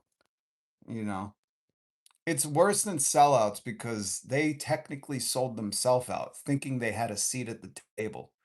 You know, so they're like, I don't know. I don't know how to explain it. But like you know, when you watch these boys, Andrew Schultz, Theo Vaughn, I'll play some Theo Vaughn for you. When you watch these little podcast bros, like really get excited about, you know, we had the vice president, we had the president, we helped him get elected. Like they thought they were at the seat of power. It's just still bewildering to me. Like, this is how big their ego is. Tony Hinchcliffe and Andrew Schultz and Theo Vaughn, these fucking backwoods, redneck, fucking inbred asshole, half fucking funny jokes of a human, thought they sat at the fucking Illuminati seat of power. You know, and the only way you get to sit there is trip to Epstein Island. And there's a lot of them in the government. Um, and Elon Musk. But these people didn't sit at the fucking table of power. They were strategically utilized and thrown away. Just like Joe Rogan's whole ibogaine thing. Why do you think that happened? Why do you think Donald Trump answered his fucking tweet? Because he's like, oh, we need some good PR. We got this never-ending war happening, and everybody's complaining about gas. Let's do a little Joe Rogan psychedelic drug thing, which that's not fucking ever happening. Really? They're gonna legalize some fucking hallucinogenic to get you off depression when their whole thing is putting you into depression? You ever seen a medical bill? That will send you into depression. But these fools, these Tim Dillons, they thought they sat at the fucking table of power. And that's only reserved for the most fucking indignant, malignant, narcissistic fucking troglodytes that ever have walked this earth, you know? That's all that's reserved for. People who would throw you into the fucking incinerator in a heartbeat. The people who will tell you just keep working, don't retire, work till you're 70, send your kids to the mines. We need to roll back labor laws. Women should be in the home, but they should also be oppressed too. They can't control their body. We mean the land of the free, but it's just free to send the Epstein army into your towns and shoot Americans on the sidewalk. You know, like it's so funny to me that they got tricked. And what comedy does best is fucking challenge power, whatever power structure, class power structure, culture power structure. It challenges all those things. And these little lapdogs just played the fuck along. So it's worse than selling out. Once you understand the full scope of, you know, what I don't know. I grew up with George Carlin. So once you understand like how comedy's actually supposed to play out, and then you hear Joe Rogan and Theo Von just fucking nutlick for these absolute tyrants, you go, oh gross, that's definitely not comedy. That's professional bootlicking. That's what that is. Welcome to Bootlickers Today. This past bootlicking weekend with Theo Von. Palantir Company, right? Yeah. And that's about a surveillance thing. So this thing is fucked. This sounds crazy, dude. Like this sounds like we're only gonna be human for like 2 more years, right? So and this is the Palantir Company where they're gonna build security databases that have all of our information in them, right? That's what they're saying. That's what they're saying. Yeah. And it's JD Vance. That's what they're saying. I get it. Who's they, JD? The guy who fucking backed your vice presidential run and your whole fucking political campaign before? This is what I mean. It's like, you. Who the fuck's watching Theo Von with his goddamn mullet and fucking. I mean, Theo, you are well paid, dude. Get a fucking haircut. I have to cut my own hair. You think in this economy we can afford haircuts? Hell no. That's how I know who's got money. Anyways, Theo Von does a professional podcast. If you can't tell, this is not like, his living room. I know there's people out there that are like, no, that's where he lives. He's just hanging out. No, this was all bought and designed. This is the funniest thing about these people. It's like you couldn't make it look shittier. Come on, man. Come on. They have a professional fucking designer on fucking staff to put amps there for this past weekend. What fucking is he breaking out the guitar halfway through? And he's like, time for a guitar break. I know it's YouTube. Like, this is all a joke. This is all, they were like, what tests well with the audience? Well, a giant nutcracker, some guitar amps, and a fake bar with this past weekend tonight. And we're going to do, you can't tell in the background, there's like a Trump fucking painting of when they faked him getting shot. So yeah, this is like all to convince you that like, oh, he's just the coolest bro ever while he goes off screen and they eat caviar of each other's butts. But Theo, if you have enough money to like create an entire set, you should have one person on staff where they just research it to you and give you a little sheet of paper and you can just read it before. Like, I worked in radio for a long time and this is what we would do. You go, oh, you're interviewing someone. Let's find out about them. Make the conversation interesting so you don't sound like a fucking puppy just licking somebody's hand the whole time. I still can't get over like this is where the fuck we are in America. And like common people can't see this. You can't be like, oh, this is clearly the Palantir candidate, and this is the guy that gets to talk to him. And he's like, hey man, you ever heard of this Palantir thing? Theo, just do the fucking slightest Google search. Anyways, here it is. crazy, dude. Like this sounds like we're only gonna be human for like 2 more years, right? So and this is the Palantir Company where they're gonna build security databases that have all of our information. Dude, I just can't. This is what I mean. When whoever asked me, like, do you listen to these people? I can't. Because I'm like, how are you like, and this is like this Palantir Company. You're saying to JD Vance. Why aren't you saying, like, hey, has Peter Thiel told you, like, his nefarious reasons for doing this? You know what I mean? Like, I can't listen to this because all this is panty sniffing. That's all he's doing while he has DraftKings, Celsius. Let me see. What else has he got sponsored that's just sitting next to him? You know? Like, if you can't tell on the table over here, it's just a wooden block that says DraftKings and then a can of unopened Celsius next to it. It's the most desperate fucking money grab I've ever seen. In them, right? That's what they're saying. That's what they're saying. Yeah. And it's gonna have like everything. It'll like look at you and know like if you're good at tennis or if you've ever, if you if you have $60 in your pocket or if you're, it can tell if your kids are, if your kids have a limp or whatever, if you'll be in the Christmas play. Yeah. You know what I'm saying? It can tell all of that. Never mind the shoes. Who said the shoe? Raygun. The shoes are terrible. Never mind the shoes, man. Look at them goddamn socks. This is what I mean by too much money. When you can look that stupid at that high of a cost, something's wrong with you. And that feels real scary, man. Like I get it. To a regular guy on the street, that feels like we're gonna give our society like we're gonna become these, like they're gonna have know everything about it. Makes you feel like you won't be a person anymore. I hear you. Does that make sense to you? It definitely makes sense to me. I mean, let me try to explain. So to be clear, I'm not an expert on this particular deal. Yeah, so to be clear, it's like this is technically me. This is the guy that funds me. I'm like 1 degree away from it. Like, Theo, how do you have JD Vance there and not call him the fat meme version of himself? JD oversized pants. How do you not hold up the meme of JD Vance? Oh, that's right. He'll get kicked out of the country because they were doing that with fucking people trying to come into the country. I would have, if I had JD Vance on the podcast, if we can consider this that, I would have a photo of the man and then hold it up and say, "You look much different in person." And then just wait for his reaction and just stare at him quietly. Hit like if you want to see that. If you're done with this Palantir bootlicking and you want to see real dialogue in a live stream, I want JD Vance. I invite you on, and I'm just gonna hold up a picture. I'm gonna print out a picture of the meme and go, "You look so different in person. I've seen you on the internet," and then hold up the fat meme, bearded, long hair picture of him, and go, "And you look nothing like this in real life. Why is that?" And that's my first question. So hit like if you want to see that happen. The only way it happens is if we get 1 million likes. I actually just read about it earlier today or maybe yesterday, but the president did an executive order, I don't know, a couple months ago. And the basic idea is you've got all this different information, but it's not accessible in one place. So, like, let me give you an example with. Yeah, man. Really break it down, JD. I like it. Oh God, now I understand why people are watching this, because he says you got all this information, right? It's just everywhere. It's floating all around. It's in the ethereal fucking ozone and shit. It's on the data super highways. We really got to get all that data.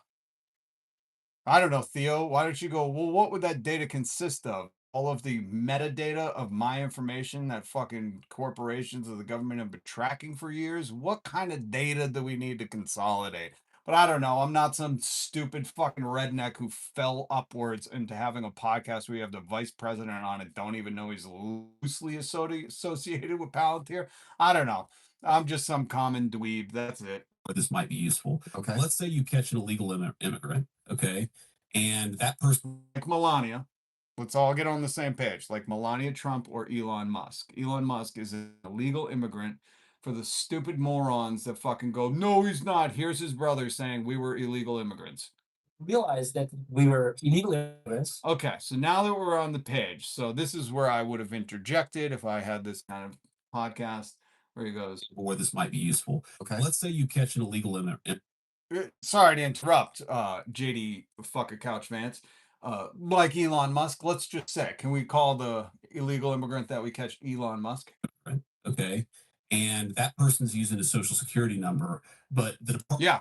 Did Elon get one? This is all good stuff. of Homeland Security that arrests the person can't actually figure out what social security number that illegal immigrant is, what name it's attached to. Yeah, because there's no way to figure that out right now. Like right now, with the data just floating everywhere in the fucking atmosphere, you couldn't possibly fucking look up what social security number has a name to it. You just can't do that right now. America is not there. We're operating on Windows 1.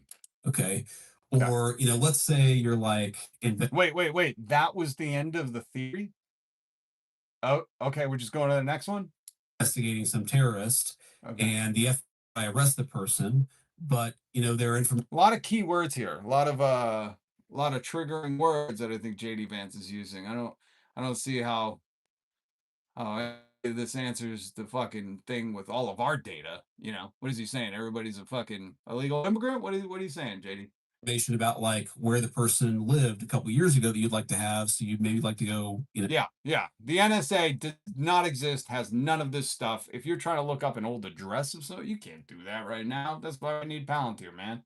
This is a good pitch. I like this. If you're a stupid ass redneck like Theo Vaughn, this is a great pitch. This is really selling me. Talk to their friends or associates or whatever.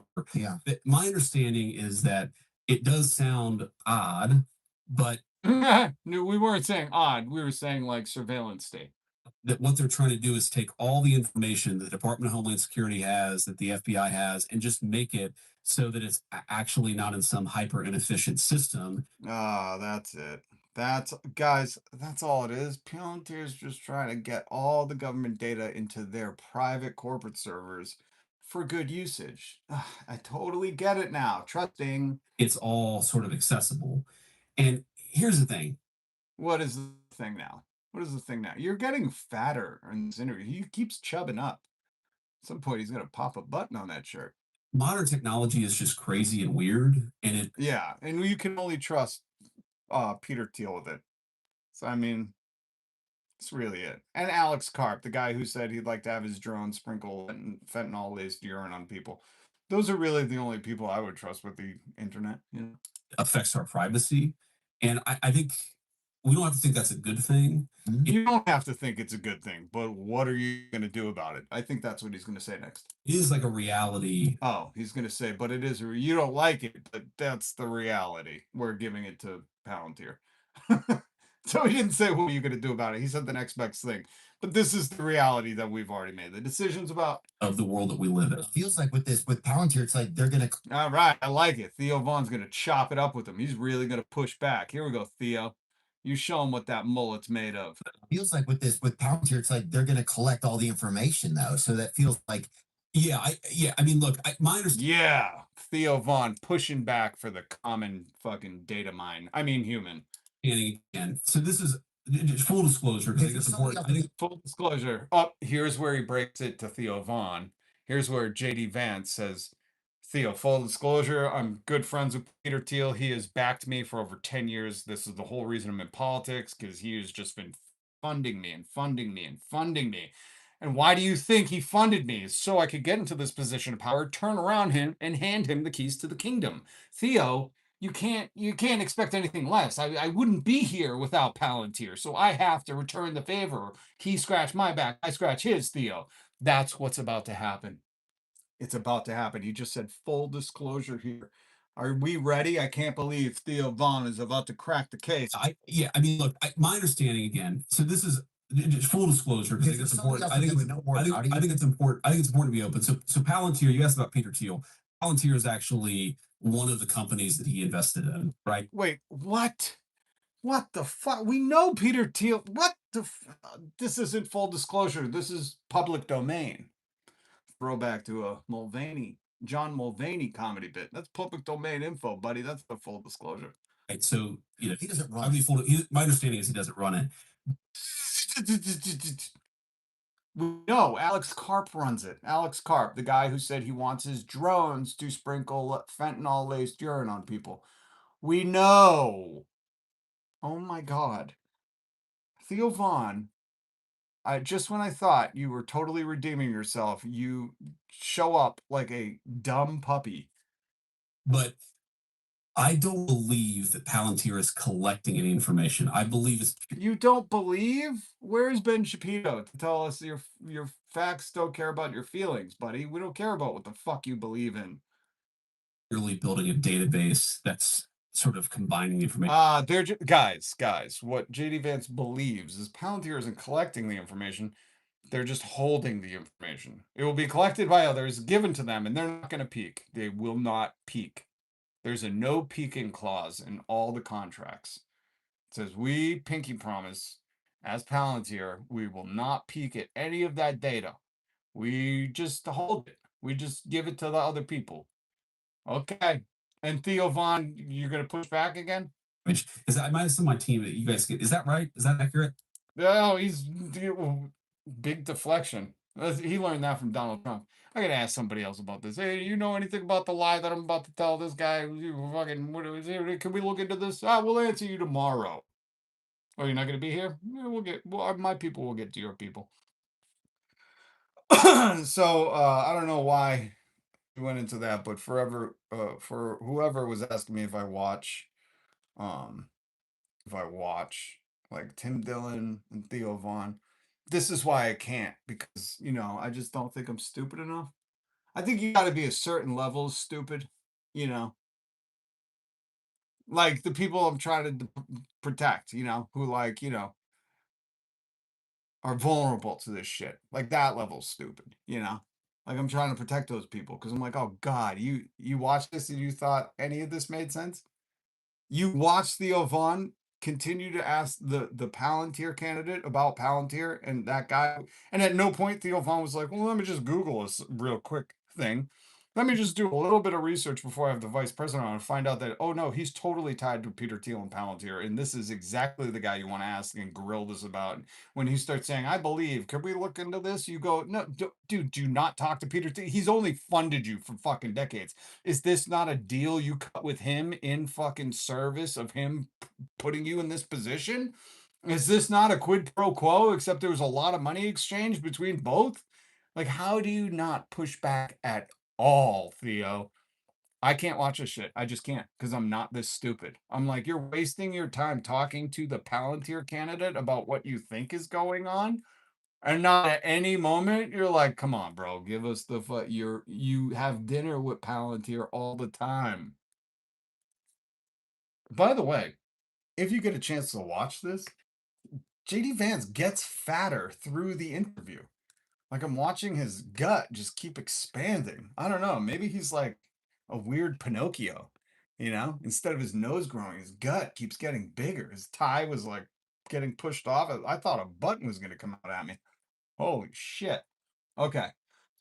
I promised you Cat Williams, and I'm going to give you Cat Williams.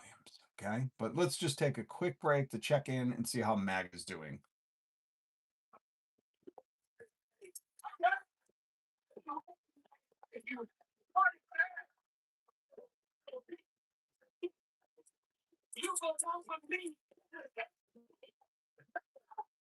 I can't believe the audience knew the callback. That's one of the things that really befuddles me. This isn't the first time the Fat Boys. No, that was a good group in the 80s. I won't disgrace them like that. The Chud Boys, the Chunky Chuds. These absolute, hopefully they all get diabetes so they can understand why I say universal health care. You know, it's the only time I wish that upon people when oh, you gotta fuck around to find out. Okay. Okay. Well, when you're rationing insulin, you know, maybe you join us in the woke fucking you should have health care because, you know, humanity has been culminating to this moment of fucking curing stuff. But it's really incredible that these guys had like a call and response with the audience and the audience knew the lyrics. That's haunting. That's haunting, man. They don't know that JD Vance is tightly fucking connected to Palantir, but good God, they know the fucking call and response in this song.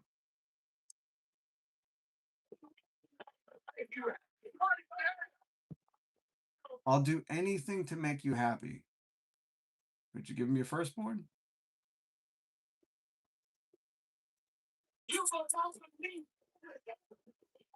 What the fuck do these guys do for a living? Like, what is their job? I'm guessing they're all Trump merch vendors, you know, just by the gear they're wearing.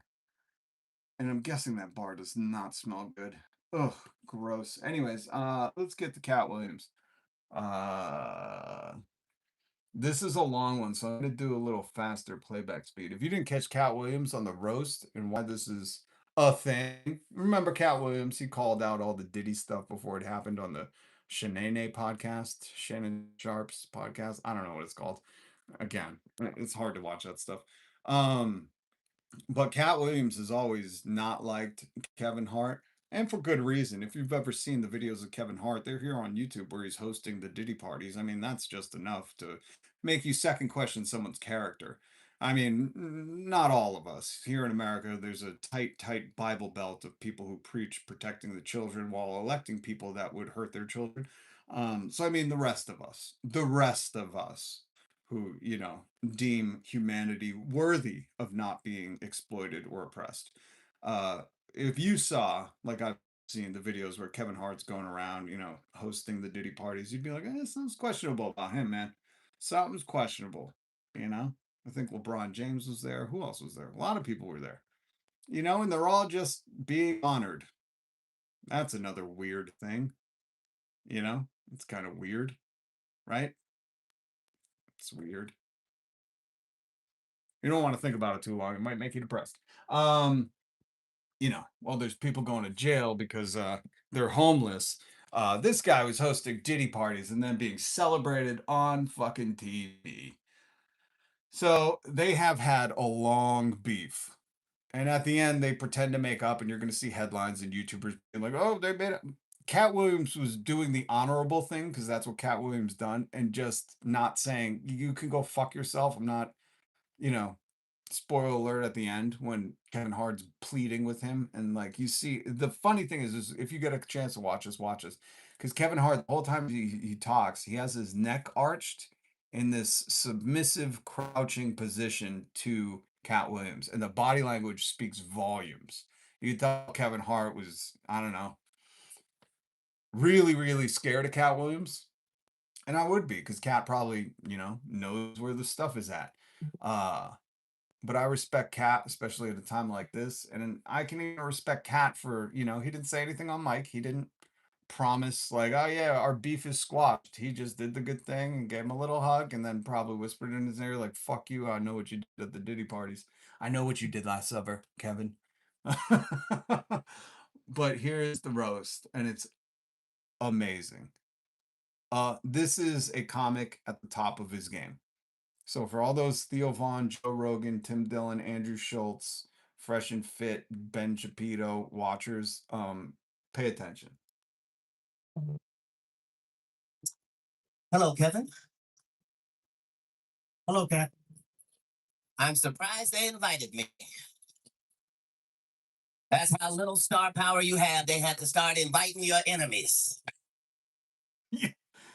Just be prepared. This is good. I said I hate him. They said, come anyway. George Wallace in the crowd. That's amazing. That's awesome. Check his Twitter out. It's awesome. Very humble of me to be at your goat roast tonight, Kevin.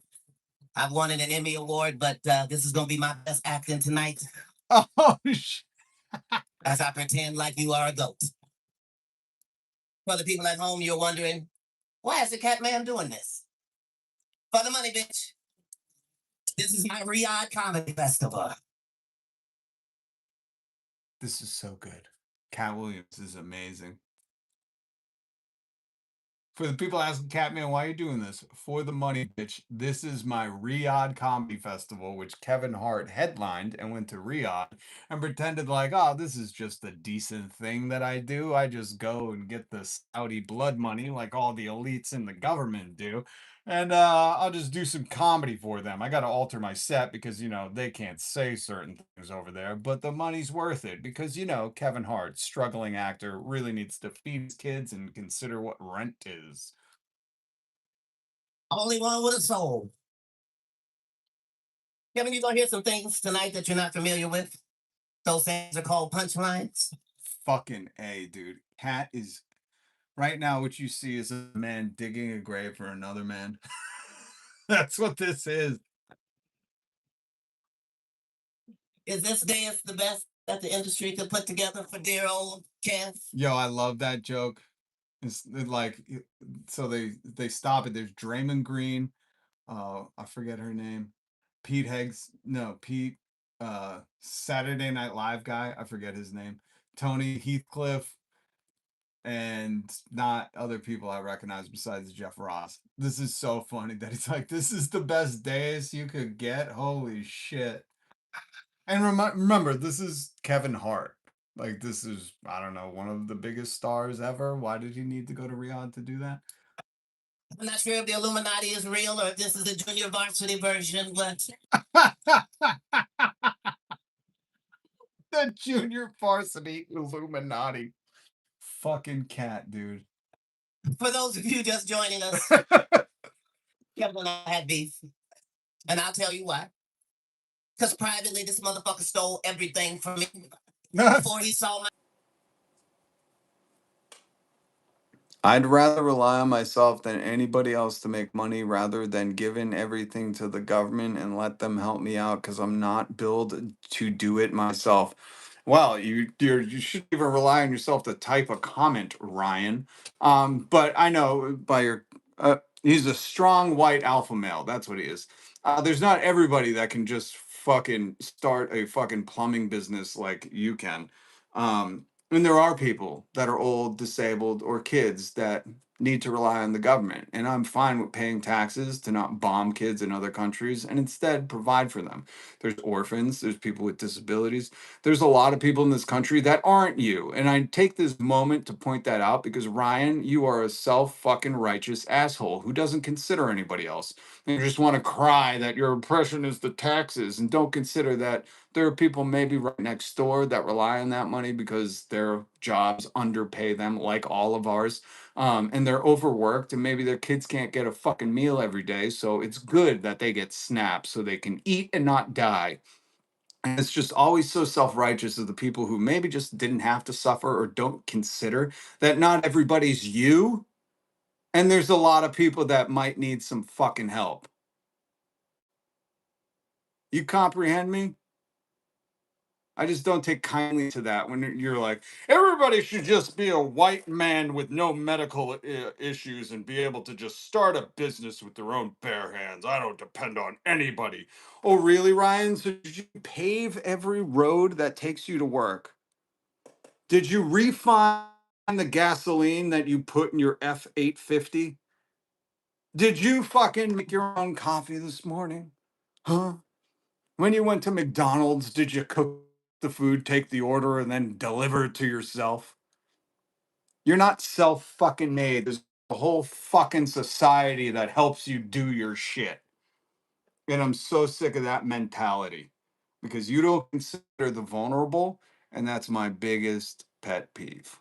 So be better. No, no, no, sorry. Be best. Be best.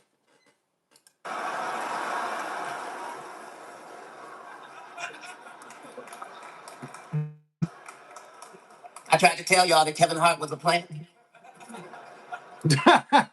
He did. He literally did. This is Cat Williams. Because I keep burying him, he keeps springing back the fuck up. Just like a plant. That's the only part I didn't like about this. Don't explain the joke. Don't explain the joke. Tony Heathcliff had to do that, and I didn't like that.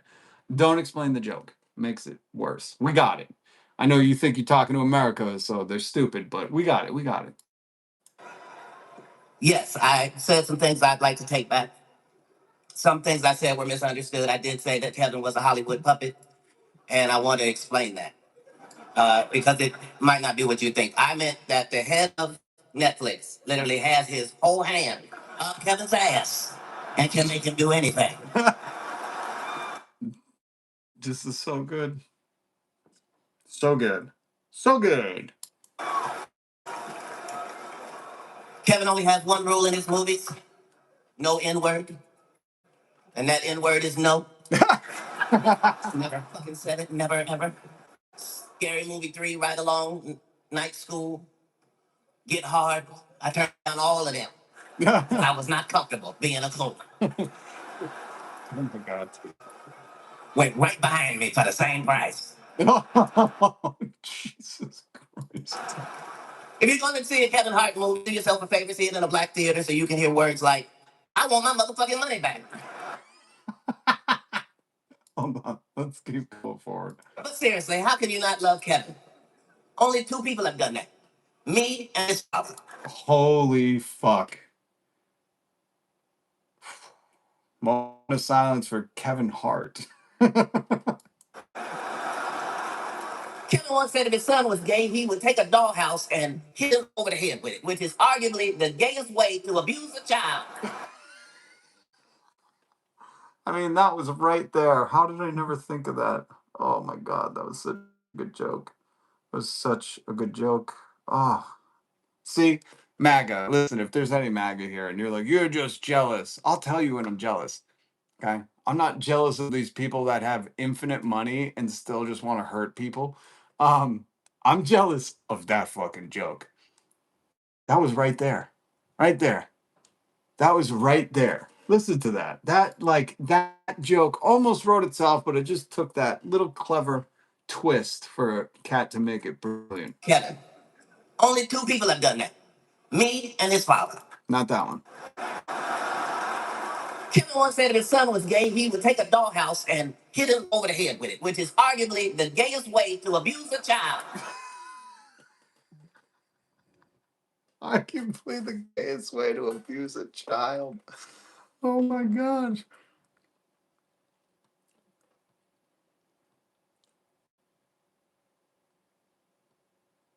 Hey, what's up, Sid? Good to see you, man. Dusty, what's up?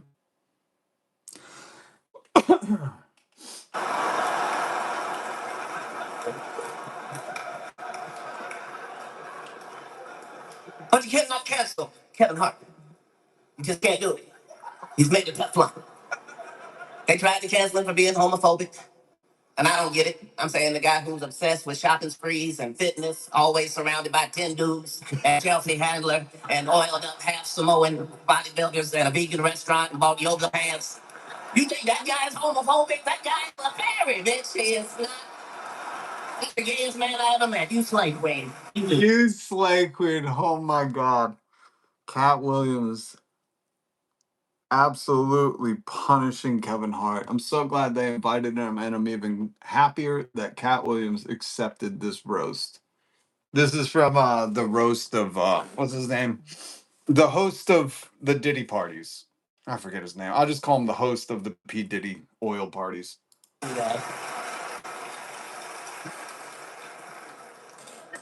They tried to cancel Kevin for the Diddy parties. They hurled allegations at him. And thanks to all the baby oil, charges didn't stick. Yeah. Stole the baby oil. Isn't that interesting how they can joke about that, but that's like real. If you haven't seen it, the videos are still on YouTube. Kevin Hart is hosting the Diddy parties with a microphone and all. Isn't that just weird how they could joke about that on whatever this is, to the world? And this guy just gets to sit here and laugh. Like, ha, I saw some criminal activity. Oh, well. And they'll never prosecute me because, the people running the Department of Justice are doing cover for the biggest pedo trafficking ring in the history of the world. Isn't that just weird? Isn't that just weird how, like, they could just joke about this? Charges didn't stick, too much baby oil. And he just keeps getting to be. What happened to protect the children? Was that just like a facade? Kevin famously was at a brunch of brunch. Kevin was at a bunch of Diddy parties, but in his defense, it was only because Diddy thought he was 10. Holy shit. Kevin was at a bunch of Diddy parties, but in his defense, Diddy thought he was 10. Cat. Holy damn. And again, they can just joke it like this is just a joke they can make in front of us. And the guy who, I forget his name, hosted the Diddy parties can just sit there and laugh this off because, if you were doing this shit at your house, I'm sure it would just be a big neighborhood joke, there's no more laws for the rich people, right? You understand that? That's what I'm conveying. I'm trying to convey that, like, they don't have to play by any rules, but you do. Kevin even hosted a record release party for P. Diddy. There was a record number of releases on the bed, in the pool, on the floor, everywhere but the hose. You guys see the video of Diddy in the hotel? You guys ever see that one? But I want to be clear. Just because Kevin went to Diddy parties does not mean he did something wrong. The fact that he gets all quiet when you bring it up, that means he did something wrong. Thank God Cat chose to do this, because it really shines a light on how you just go buy tickets to see him in a movie, not considering that he's the host of the Diddy parties. That should be on his IMDb. Does anybody know how to edit IMDb? We should go put that up. Host of Diddy parties. Yeah.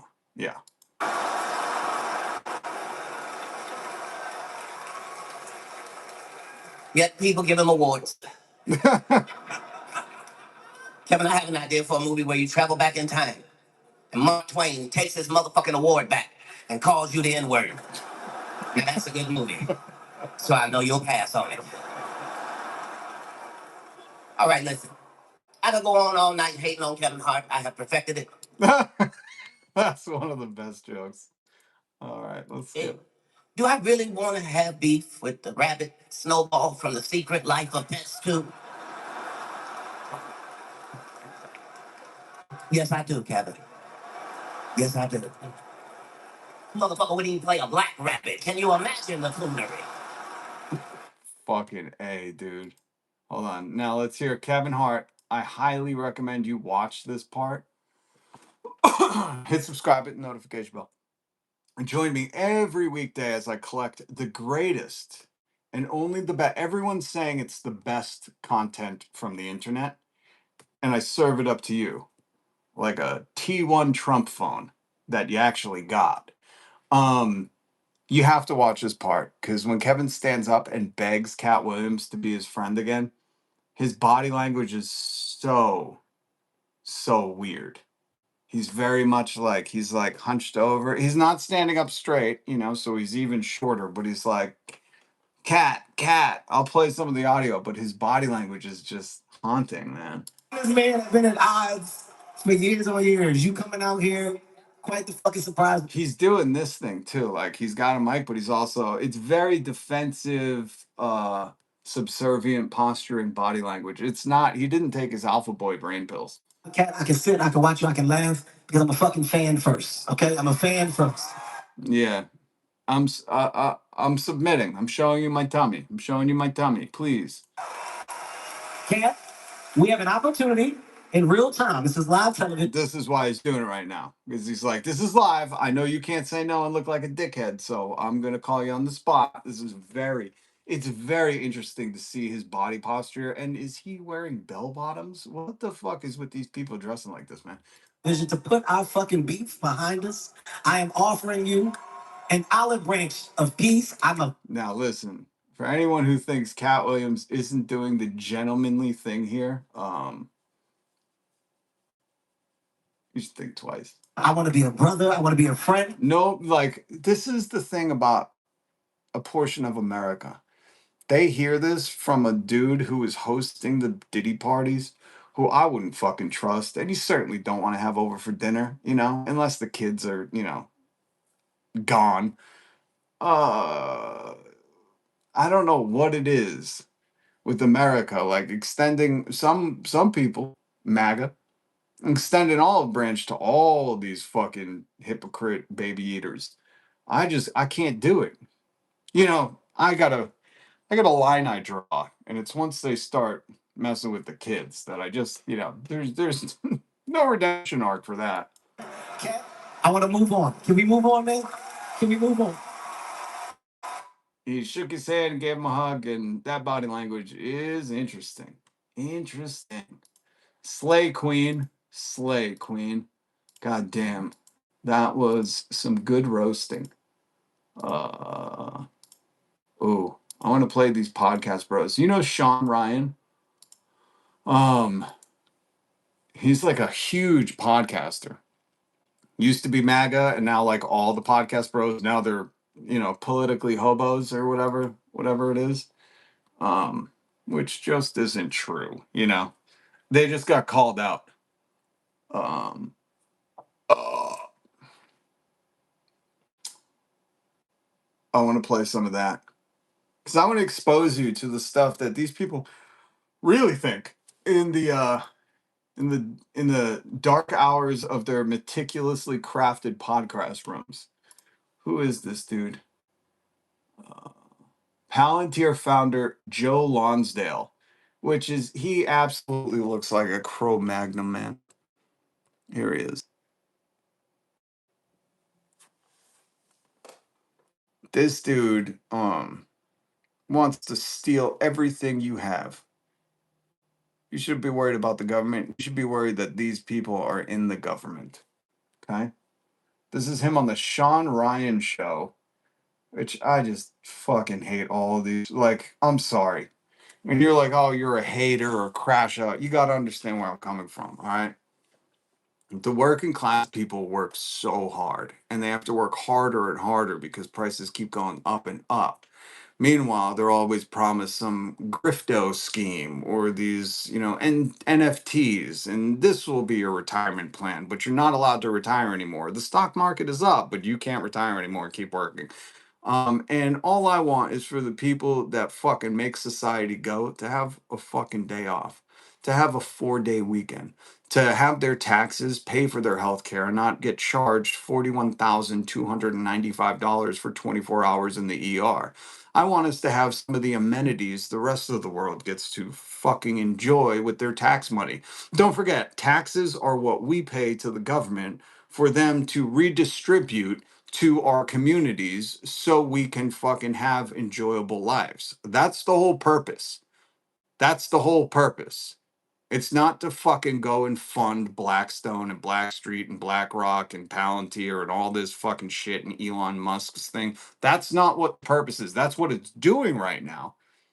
But I'm sick and tired of watching nurses, service workers, fucking anybody that does anything in your fucking community having to struggle, whether it's with gas, college, medical bills, electricity, heating. These are all the fucking bare essentials for humanity. And it it's too much to fucking tolerate from people who have all the money, who don't go to work, and who plot and plan shit like this because they have too much time on their hands. So that's why I hate Sean Ryan, because anybody who joined MAGA and was too stupid to look up how Trump treats workers, your negligence isn't fucking an excuse for you ushering us into this fucking tyrannical age. But what can you expect? These are the people he's having on his podcast. The Palantir founder, Joe Lonsdale, co-founder, because Peter Thiel kicked this shit off. Use the NGOs for our objectives at scale. You should say, okay, we're going to be funding NGOs to help free speech in Europe. We're going to be funding NGOs to root out the communists from all the universities around the country. We're going to be funding NGOs to go do anti-voter fraud in the cities. We're going to be funding NGOs to look at any other NGOs to make sure they're not doing anything political. Like, these are all things we could do, and the left would hate it. And you know what? We might get the votes to turn off NGO funding if we actually use them for something on our team. I don't know, just to throw it out there, like, why not be a little more aggressive? We're in the generation that wants to fight. These old Republicans, man, they don't know how to fight. Yeah, I think we've all figured that out. We all figured it out. Like, come on, guys. Like, we need to actually fight and win. Like, because there's stuff we're totally aligned on here, but we gotta be fighting. Why don't we have fighters? It's like there's this genteel class of like patricians presiding over some kind of decline. I don't get it. Like, come on, guys. Let's fix it. So what would we do? Would we start new NGOs? Or I'm in favor of just turning it all off, but because we can't turn it all off, I would probably start new ones that bid for the money and use it for things on our side while we're in power. But I'd want to design them in a way where they're going to wind down no matter what, because you don't want to create a whole new class of leeches, right? That's the problem. Yeah, because He is a leech. This is a leech. He doesn't do anything productive for society. This is a leech. And if you at home identify with this dude and aren't the CEO of probably daddy's funded fucking money, because we know he didn't work his way up, let's find out about Joe Lonsdale. Let's do a little Joe Lonsdale fucking. Oh God, his head is so weird shaped. Yeah, he's a venture capitalist. That's shorthand for saying he's never worked a fucking day in his life. Worth 2.9 billion, went to Stanford. Let's see. Well, he didn't fucking philanthropist my ass. I love these fucking PR sites. Oh, he has a YouTube channel? No, that's a different dude. There's a lot of Joe Lonsdale. He's got American Optimist. He's got a fucking Spotify show. Oh my God.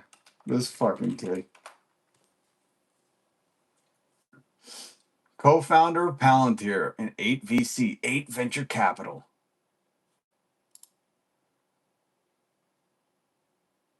generated controversy by criticizing men in high-powered position who take long paternity leaves, arguing that providing for a family financially is a priority. Yeah, that's it. That's it. Spending time with your kids is for weak people. Sending them money is what absentee dads do. What a fucking moron.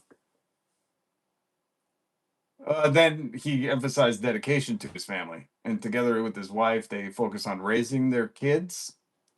Okay, so he's just fucking saying contradictory statements. I wonder who this guy's parents are. I get a feeling he was raised with a golden spoon right up his butt. And that's why he's just a venture capitalist. If you don't know what that means, it just means that he goes around asking for other people's money so he can fund his lifestyle. That's all it is. He ventures around looking for capital. It's in the fucking words. This guy didn't fucking, build the fucking, what, the fucking, he didn't build a Verrazano bridge with his own two hands in the iron workers in the steel workers union. He didn't do any of that. He goes to fancy dinners with richer people than himself and says, hey, I have a Superboy idea. We're going to start our own non-governmental organizations to defund the ones we don't like. And that's going to be it. So that way we can have all the money. This guy's a fucking fraud. Why do people who get up and have to fucking be at work before dawn listen to these guys who go to fucking charity dinners and beg richer people for their money? I cannot fucking understand how people who get up and go to some fucking job for 8 hours a day or 12, whatever it is. There's like a 12-hour workday now. That's what Republicans are pushing for. If you're wondering what he's talking about when funding NGOs, it's probably like fucking organizations to study fucking how the 12-hour workday really was profitable back in the 1920s. Back before unions, the 7-day work week made people holier. Like that's what he wants to fund. And anybody that listens to this fucking dude, like, he should do a live vlog of all the charity dinners he has to attend to get his $2.9 billion. All the people he's got to convince he has the smartest boy idea and he would just like to venture into your capital so he could have some for himself. God damn. That is a grift fucking industry if I've ever heard one. Fuck, man. Yeah, so that's that Sean Ryan dude who's hosting people who are just like, we're gonna fund shit that says we should have stuff, you know? Anybody think of the billionaires? Like, there's like government regulations that say we can't just poison those fat people in flyover states' lakes. Like, what the fuck, man? God, life's so hard. I'm going back to Ibiza. I'm gonna rent Venice for my third wedding, and I don't have time to worry about this. Like, these people, this is really their life. They go around asking for other people's money, and I got people in the chat being like, why don't you get a job? I don't know. I'm a venture capitalist now. There you go. Suck it. I'm a venture capitalist. Let's sit here and I'm like, hey, listen, guys, I got a great idea. We're going to install Charlie Sheen as the fucking new dictator of America. I need your money to start this up. That's what he does. But instead of on YouTube Lives, he goes to fancy dinners where you're not allowed because his parents probably paid for him to fucking get in. And you think that's a real job? Okay, then I'm that. Then I'm that. Then I'm that. What do you think, Charlie Sheen? Pretty cool beans. Thank you. What else do you think? How about we trade our tiger blood for some winning? Excellent. That's where winning came from, if you're wondering where Donald Trump got it. Skyjack, what's up, man? Quote, I'm a writer, is what all the unemployed people used to say. That's right. I'm working on a novel. What's it about? I don't know. I haven't started it. Just working on it in my mind. We need more writers, though. We really do. Someone to document the times we're living through.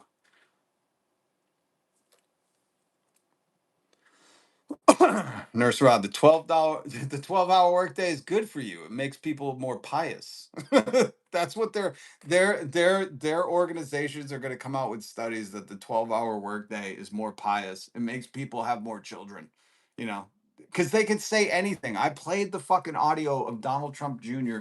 talking about his goddamn fucking phone that does not exist. This phone does not exist, folks. If you know somebody stupid enough to have put $200 down on a phone that only costs $169, beg them for money. Say, I just need to take it from you because you were wildly irresponsible with money. You're sending it to a guy who said it was going to be made in America, where it's clearly made in China, just like everything else he makes. And then his son goes on TV and just bald face lies to us. We're doing the same thing with Trump Mobile right now. I'm incredibly excited. You can build these phones in the United States. Oh, you can? So you're just choosing not to. I hate the Trump family. They are the most pathetic fucking grifters. They will do they will slurp your money right out of your zipper. Our customer service is in the United States. It's in St. Louis, Missouri. We can add more. Why do you have customer service? You don't have a phone. Ask anybody who put 200 down for it. Functionality. We can do it cheaper. We can do it better. And eventually all the phones can be built in the United States. Eventually. Hey guys, we know we put on the website Made in America, but that was eventually. You should have read after ... Eventually made in America. Okay. But here's my favorite part. I bought 12 Trump phones.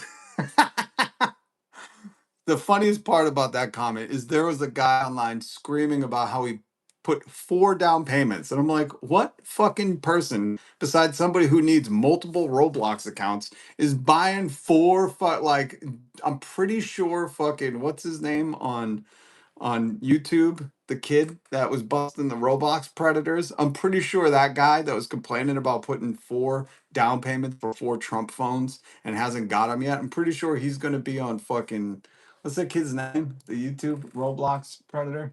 Snapbot or something? YouTuber who busts Roblox. Does anybody know? Predators.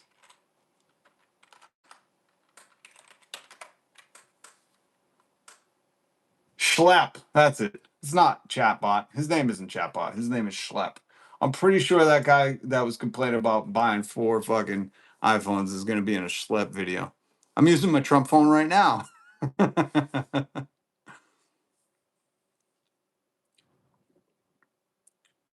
Mortgage is a debt designed to anchor you and submit. Yeah, that's why Donald Trump was like, we're creating the 100-year mortgage.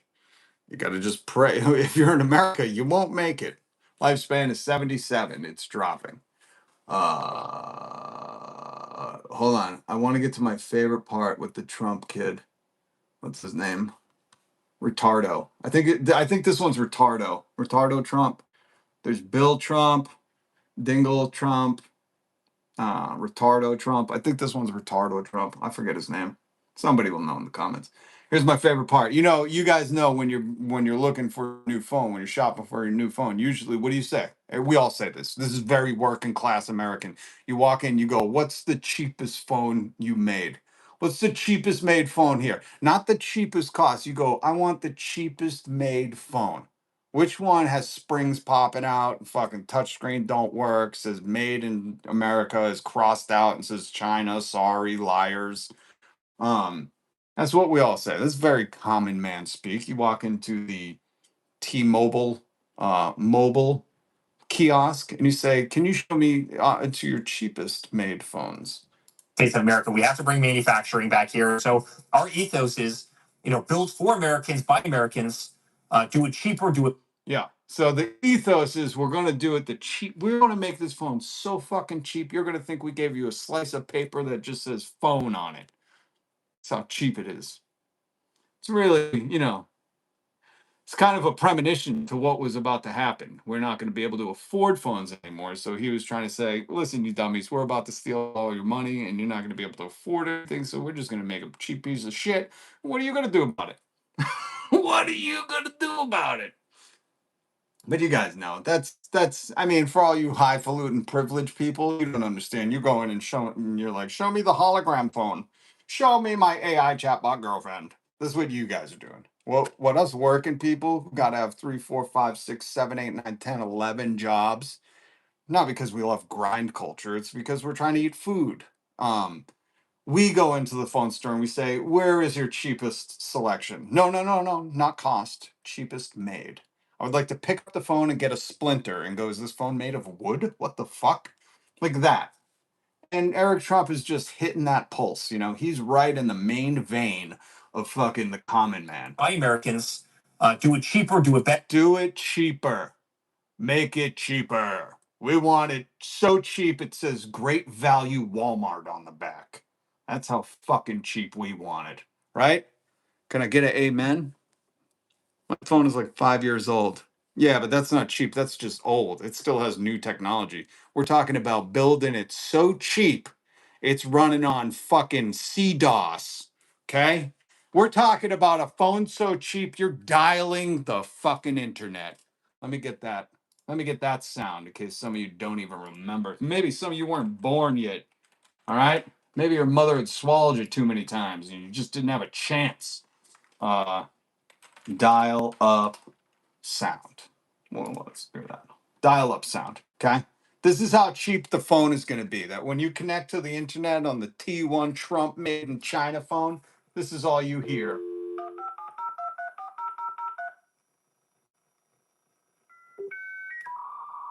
You're like, oh, hold on. I'm almost on Vine. Hold on.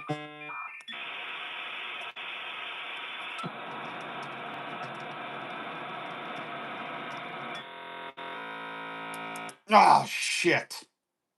By the time I got on Vine, it had already been fucking disabled. God damn it. That's how cheap we're talking. All right. I want my phone running on no binary. Yeah, because we don't want woke phones. No binaries, right? Code is the devil. Get a job. I love that comment. I'm a venture capitalist. Send me money, Kate Crone. Adobe update.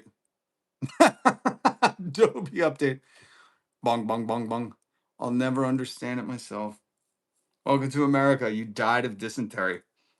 Well, we got to get T-shirts that say "Welcome to America." You died of hantavirus. I'm a VC. Skyjack. That's what we should start saying. Skyjack does live streams too. Go check them out. Um, listen, for all you softies, all you MAGAs that tell me my language is rude, and then I just say "quiet piggy." Skyjack does a very more a tamed down version of revolutionary optimism. So if you want if you want a little bit more tame, I say cunt a lot. You know, only when appropriate, only when talking about the Trumps. When that's not true. Sometimes Elon Musk or Palantir or Sean Ryan or any of those cunts that keep fucking selling you this fucking false dream, the American nightmare. That's what they're selling you, and you're gobbling it up like you got no gag reflex. All right, but if you would like a tamer, if you're MAGA or something, they seem to be the ones that really like to criticize my language. And I'm like, do you know how your president came to be? He told you that he could grab anybody by the pussy because he was a celebrity, and you were like, you know. So Skyjack does it. Anyways, that's what we should do. We should get T-shirts that say "Welcome to America. I died of hantavirus." If Hanta shuts down the country, I'll be so stoked. All right, give us those sweet, sweet PPP loans. I'm a venture capitalist, and I can't succeed if I don't have that sweet, forgiven Ben Shapiro, Tom Brady PPP loans. Those are the fucking people that juiced all of our tax money out of us because they all had PPP loans and they all got forgiven. Meanwhile, we were just trying to survive off unemployment. You know what I mean?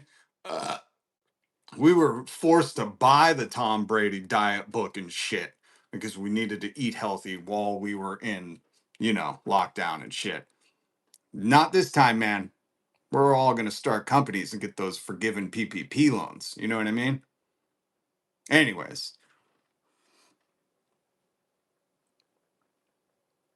I am the shutdown. I'm doing the shutdown right now. Yeah, you know what? We should all just shut it down. I'll write you a note. Burp. Did I burp again? I think I'm doing it for that guy in the comments that said stop burping. He said, if you want me to stop burping, you go to Skyjack Morgan's live stream. You don't tell me what to do here. You host your own live stream with no burps. Try to do this for how many hours? 143 minutes. I don't know how many hours. Hey, man, put that in fucking the metric system. 143 minutes. God damn it. What the fuck were we even talking about? Oh yeah. Did you guys see this Donald Trump interview with this absolute fucking dumb bimbo. What's her name? The Shiesty Report. Cheryl Atkinson. I do not understand how the stupidest people get to be on TV and it's projected out to the world like this isn't a major embarrassment. If you didn't watch any of this, let's speed it up a little because one of these people has dementia. And it's kind of brutal to listen to. I'm surprised for a guy with dementia. He really wants to be mean to old people. He doesn't want any of them to retire. He wants all of them to keep working at Target. That's privilege. World attention. So is it accurate to say you think the combat operations are over and done? But they're No, I didn't say that. I said they are. This is the thing. They were defeated, but that doesn't mean they're done. We cover. What? How do you let that fly? What the? I didn't say that. I said they are defeated, but that doesn't mean they're done. Guys, they're rewriting what the language means. Okay. And I'll explain this very simply to MAGA. When the president tells you that they are defeated, but they are not done, I would just like you to consider your favorite sports game, whatever that may be, pickleball or cricket or foosball, whatever you play. Okay. Synchronized swimming, whatever it is, whatever favorite sports thing you're into, shuffleboard or checkers, whatever it is, whatever your favorite sports game. And if somebody said, I defeated you in that game, would that mean that you're not done? Again, this guy has the mind of a 3-year-old, not just because of the dementia, because he is fucking stupid. But he's speaking to people who don't use their brain, which, again, if you believe in God, he gave you the brain for a reason, not to just fucking sit there and not use it. But when he says stuff like this, you question it. You go, what the fuck is he talking about? If I was defeated in a game of basketball, it wouldn't mean I'm not done. I get to maybe come back and win. What the? Are over and done. But they're No, I didn't say that. I said they are defeated, but that doesn't mean they're done. Just so you know, great, great, great, great, great grandchildren. I'm sorry that the war is still going on. I'm sorry about that. Wish I could have done more. We had to work 3 jobs to make sure we didn't lose healthcare, which we're gonna fucking lose anyways. And people are just, I mean, this country sucks. If you think this country's good, put in the comments what you think is good about it. Maybe you're some Roblox predator and haven't been caught yet, because Schlepp hasn't made his way to your fucking lobby. But I just really can't figure out what is great about this country. Most expensive healthcare. Our life expectancy is declining. Nobody can afford rent. Fucking gas went through the roof. People are working more and more, and we have the technology to make work easier. That's the whole pitch. The whole pitch of AI. I mean, I've played Elon Musk saying it. He's like, oh, yeah, you're not going to need, everybody's going to be rich because AI is taking over. Well, implement it now. I still can't understand this. How they're selling us AI is like, hey man, it's gonna help you have a luxurious life, but it's gonna take your job and you're gonna starve and die. Again, people, do you not fucking read the room? They could make a little bit less, and they could be. This week, my White House interview with President Trump. Oh, who is this bitch? Websites your competitors don't want you to know. Part 2. Shut the fuck up. Is this another AI thing? Oh, I can't stand AI. Oh god. What's her name? Shardamus Atkinson? This intro's boring me. First attempt on your life. How are you and the family doing? Oh, they're fine, because it was fake. Anyways. Subject, and not even believable, actually. On Iran, would you say the war is over? Is it paused? Or is it very much active?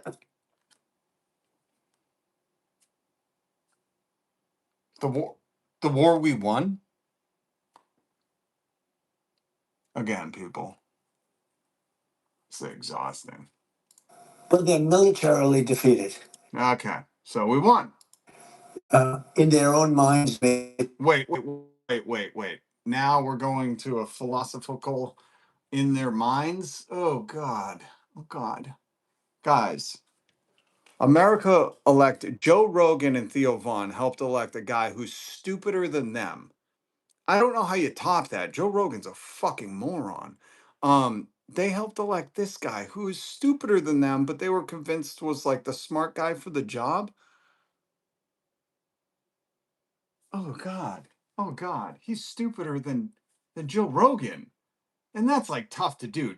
I watched Joe Rogan ask like a fucking paleontologist or Scientologist or some shit about COVID, and he was like, "But a sauna can kill the virus, right?" And he was like, for the third time, Joe, no. And he's like, "But elk meat is good for you." And he's like, again, Joe, why are you just asking if all the things you do is going to keep you safe? It didn't keep Joe safe. You know, if you're coming from the past or if you're watching this in the year 2019, it didn't keep Joe safe. He caught it. He caught it. So all the saunas he could do, well, he's not podcasting. That's a very tough boy right there. It didn't help him. It didn't help him. Oh my Christ. Oh my Christ. We are on the stupidest timeline. They don't know that, but I think they do because I deal with them. And we cannot ever let Iran have a nuclear weapon. But This is just for those of you who are not old enough. This is the weapons of mass destruction 20 something years ago.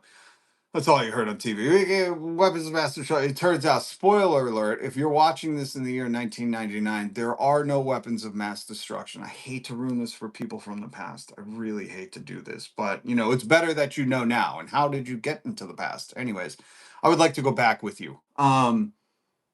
So yeah, that's the whole, you know, when you hear the little parrots in the comments say, "Oh, they can't get a nuclear weapon." Bah."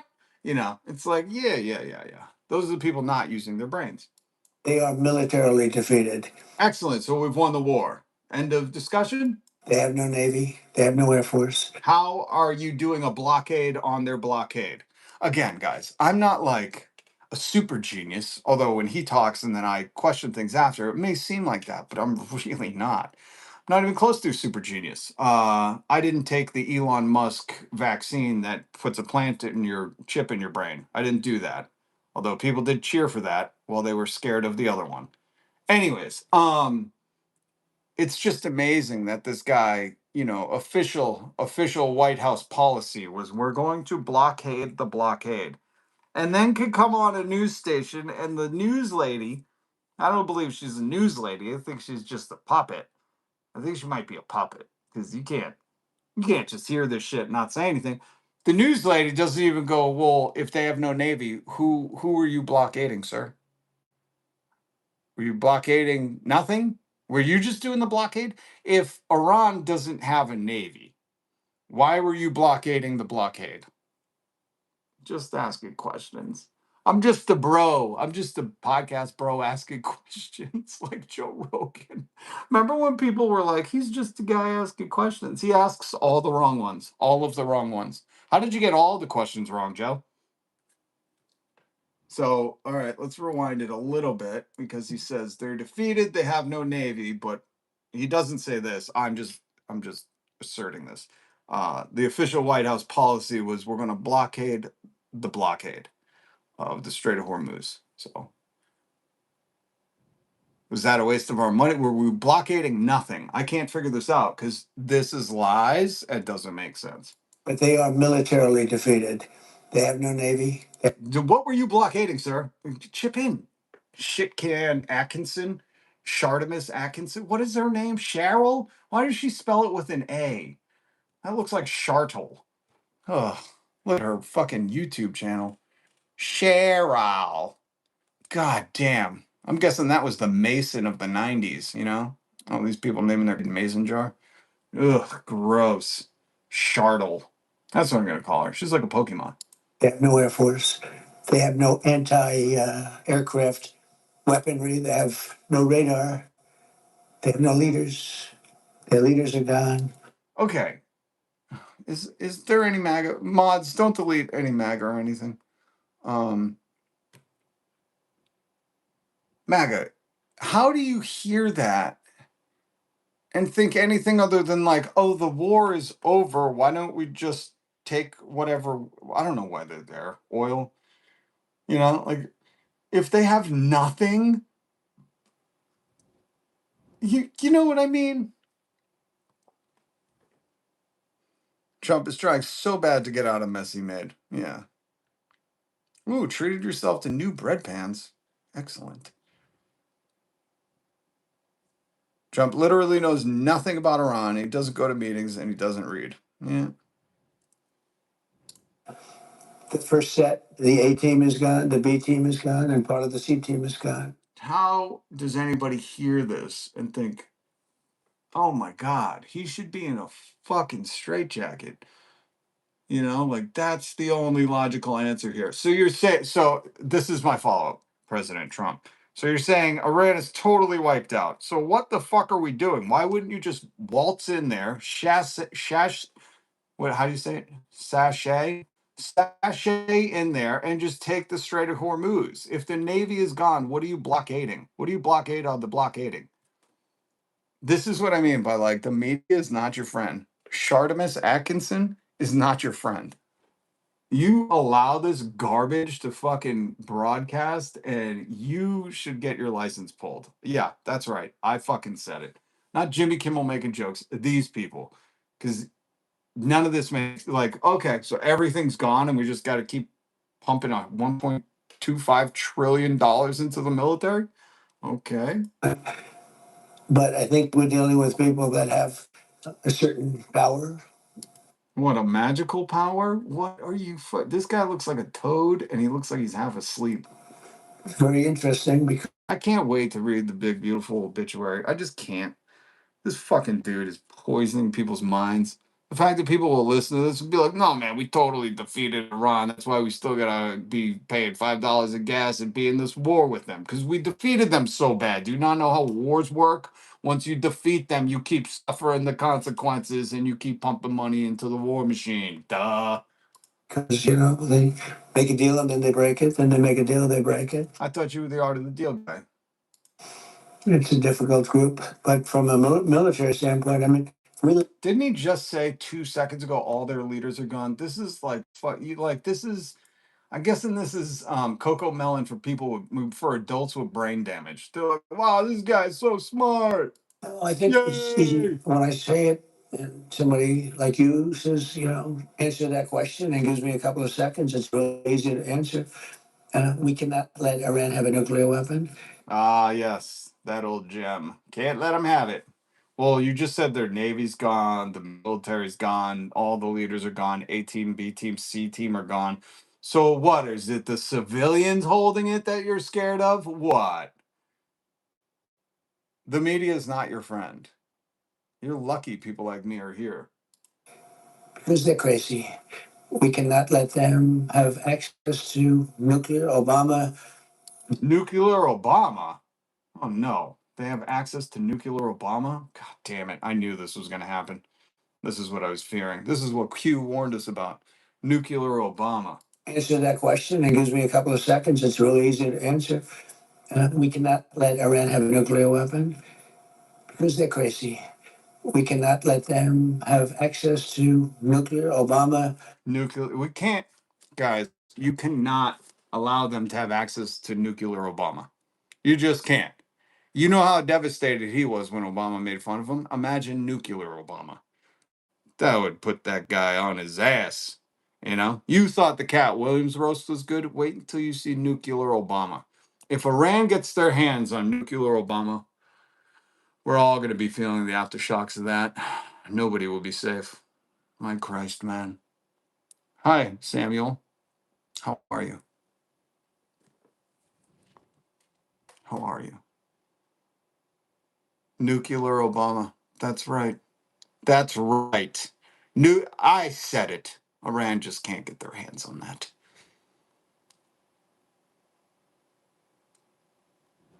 WMD argument. OMG. Yeah, it's that's what that was the crux of this whole thing.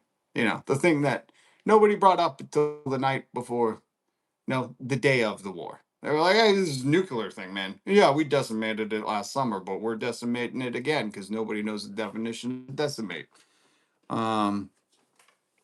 Yeah, we just can't get nuclear Obama. If we does. Forgot his lines written by Bibby's team.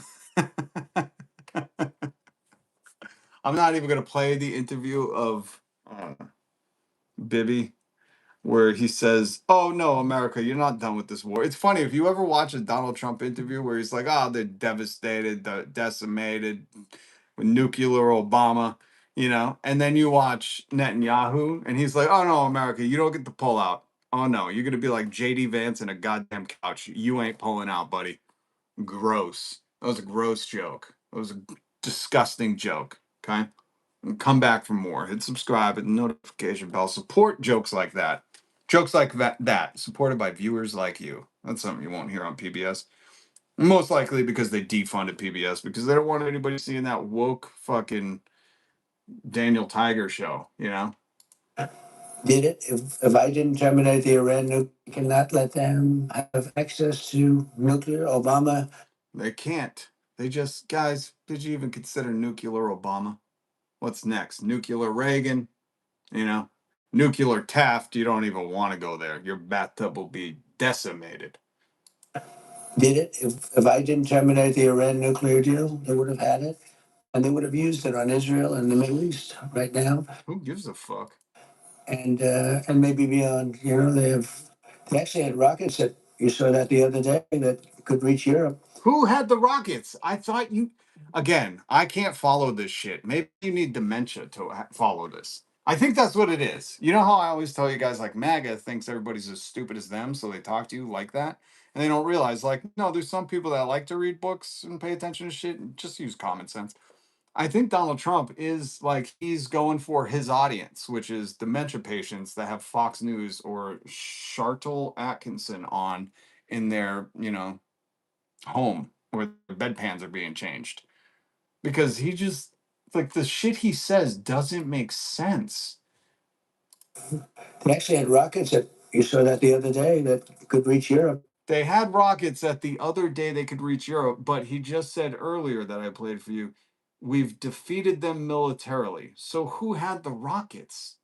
The women and children? Like, what are you fucking talking about? God, this is how you should watch a Trump interview.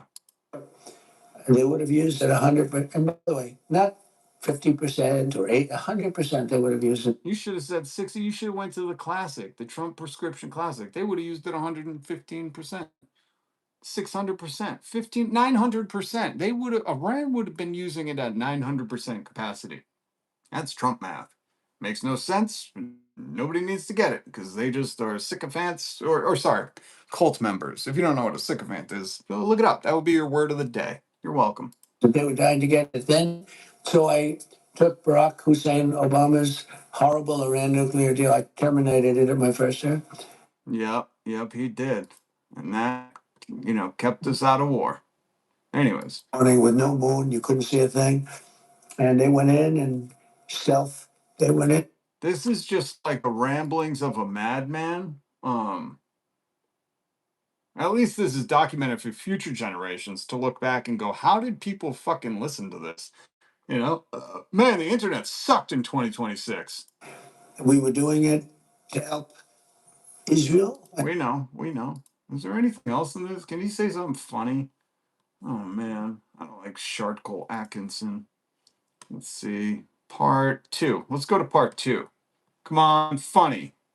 Come on, man. Say you're gonna grab her by the pussy or something, That's what we're all watching for. We're all waiting for him to be like, hey, I'm a celebrity. Spread your legs, Oh, what does that offend your sensitivities? You don't like when I say it, but if the president says it, you vote for him. Okay, I get it. How do you feel today about the Republicans' chance in the midterms? And if the Republicans were not to hold control of Congress, how does that change your strategy as president? Well, he'll criminalize everyone, and he'll just send ICE to kick in their door, waving the 4-4, and send them to an illegal detention camp on the border. They'll find a reason to impeach me, even though a lot of people said I had the greatest first term in the history of. Who the fuck is saying that? Who? What do you mean a lot of people? I'm done with the a lot of people shit, by the way. That don't work on me no more. A lot of people. I saw the photos. That wasn't a lot. But he does that and he tricks MAGA. He says, everybody's saying it. And they're like, oh, everybody, I better go along with the crowd. I better go along with the crowd so I can post my memes of a lion doesn't follow anyone on Facebook. You know those people. They'll try and impeach me, probably. Well, they should just throw you in prison. Save us a lot of taxpayer money. I'd say that's fraud and waste and abuse. If we're going to actually put you through a trial, just put them in prison. But see, we don't play that game. We don't play like them. They play dirty. Yeah, they just redistrict people out of their voting rights. That's all. They're just going to send the federal government in to monitor your polling station. That's all. They don't play dirty. They're just going to take the state's way to fucking do voting and he's going to oversee it. They're just implementing their guy in the post office and he's going to delay all your ballots or only send out ballots to people who voted for Trump the first time. They don't play dirty. Okay, MAGA? All right. Now that we've established that, next. Bad policy, if they had normal policy, they'd be a lot tougher, frankly.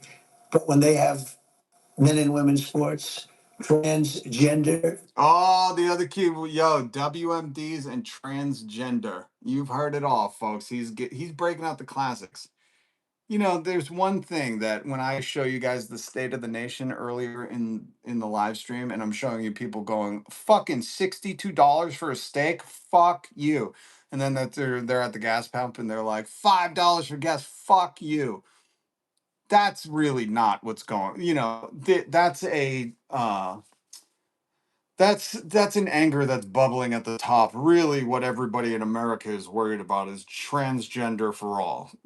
It's sports, guys. I don't know how else to break this to you. We're not worried about working more and getting paid less and how nobody can buy a home anymore and gas prices are $5 and nobody can afford steak anymore. And corporations are using dynamic pricing and fucking tracking us to raise prices when we go in and we want to buy a popsicle on a hot day. That's just surface level frustrations. The real thing is, is there a local high school where a boy is playing on the girls' team? Am I right or am I right, guys? I mean, duh. That's real. I mean, who cares if you can afford food today because you got to go see a doctor and pay him all the money? Who gives a shit? The real issues are, is there transgender somewhere? That's why he's president. That's why Joe Rogan voted for him. That's why Theo Vaughn voted. That's why Tim Dillon. That's why Ben Shapiro. That's why Steven Crowder. That's why Jordan B. Peterson can't vote because he's Canadian. That's why Tom Ford, that rapper, he's Canadian. That's why, who else voted for him? Let's see. Probably Adam Sandler. That's why Ted Nugent. That's why Kid Rock.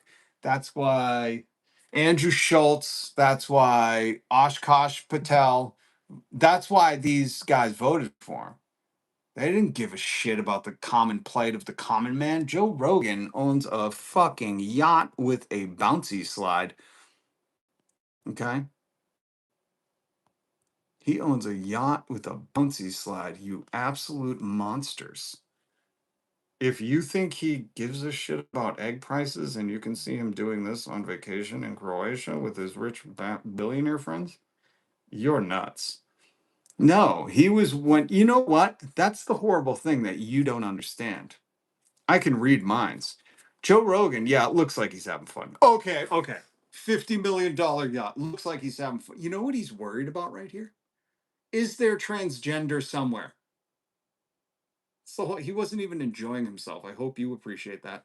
I hope you've ruined his vacation. He's thinking, is there a woke gay frog in Texas that he doesn't know about but could exist? Couldn't even enjoy that slide. Had to go back up and do it again. You monsters. Absolute heathens trying to exist and all that shit. Ugh. How do you feel now? How do you feel now that I showed you Joe Rogan off of his $50 million yacht doing a bouncy slide, and he can't even goddamn enjoy himself because transgender sports. Okay? Are you happy? Well, I hope one day when I've worked hard enough and try not to die because the American healthcare system is going to kill all of us. 66,000 people a year are dying from lack of access to healthcare. But I hope when I'm a billionaire, I can just enjoy my time on the slide that I worked so hard podcasting to enjoy. And I don't want to have to think about gay frogs that are going Budweiser outside of Alex's Jones house at night. You fucking animals. How dare you? How dare you take the joy from little Joe, little Keebler Elf Joe? You know, he only goes on 13 to 25 vacations a year. That's why he does one podcast a week. And he comes on to like talk to Peter Thiel and friends. And then he's off yachting. You know, and how are you supposed to enjoy 25 fucking vacations a year? You know, when you know there's what did the president say? There's like a transgender something once? They have men and women sports, transgender. Say no more. Oh, God. I'll work till I'm 100 if we could just. What are you going to do about it again? Aren't you the. Hold on. Is this the guy who was bragging about going into women's bathrooms and shit? I don't know if I trust him to take care of any of that, you know? Call me psycho, but this guy seems like he might be into the transgender himself. Why you always going into the women's pageant rooms, huh? Because you man tits? Utilization of your children for everyone, open borders so that the world can pour into our country, criminals. We took in 25 million people over the Biden 4 years, and 11,888 were murderers, most of whom. Can we fact check that?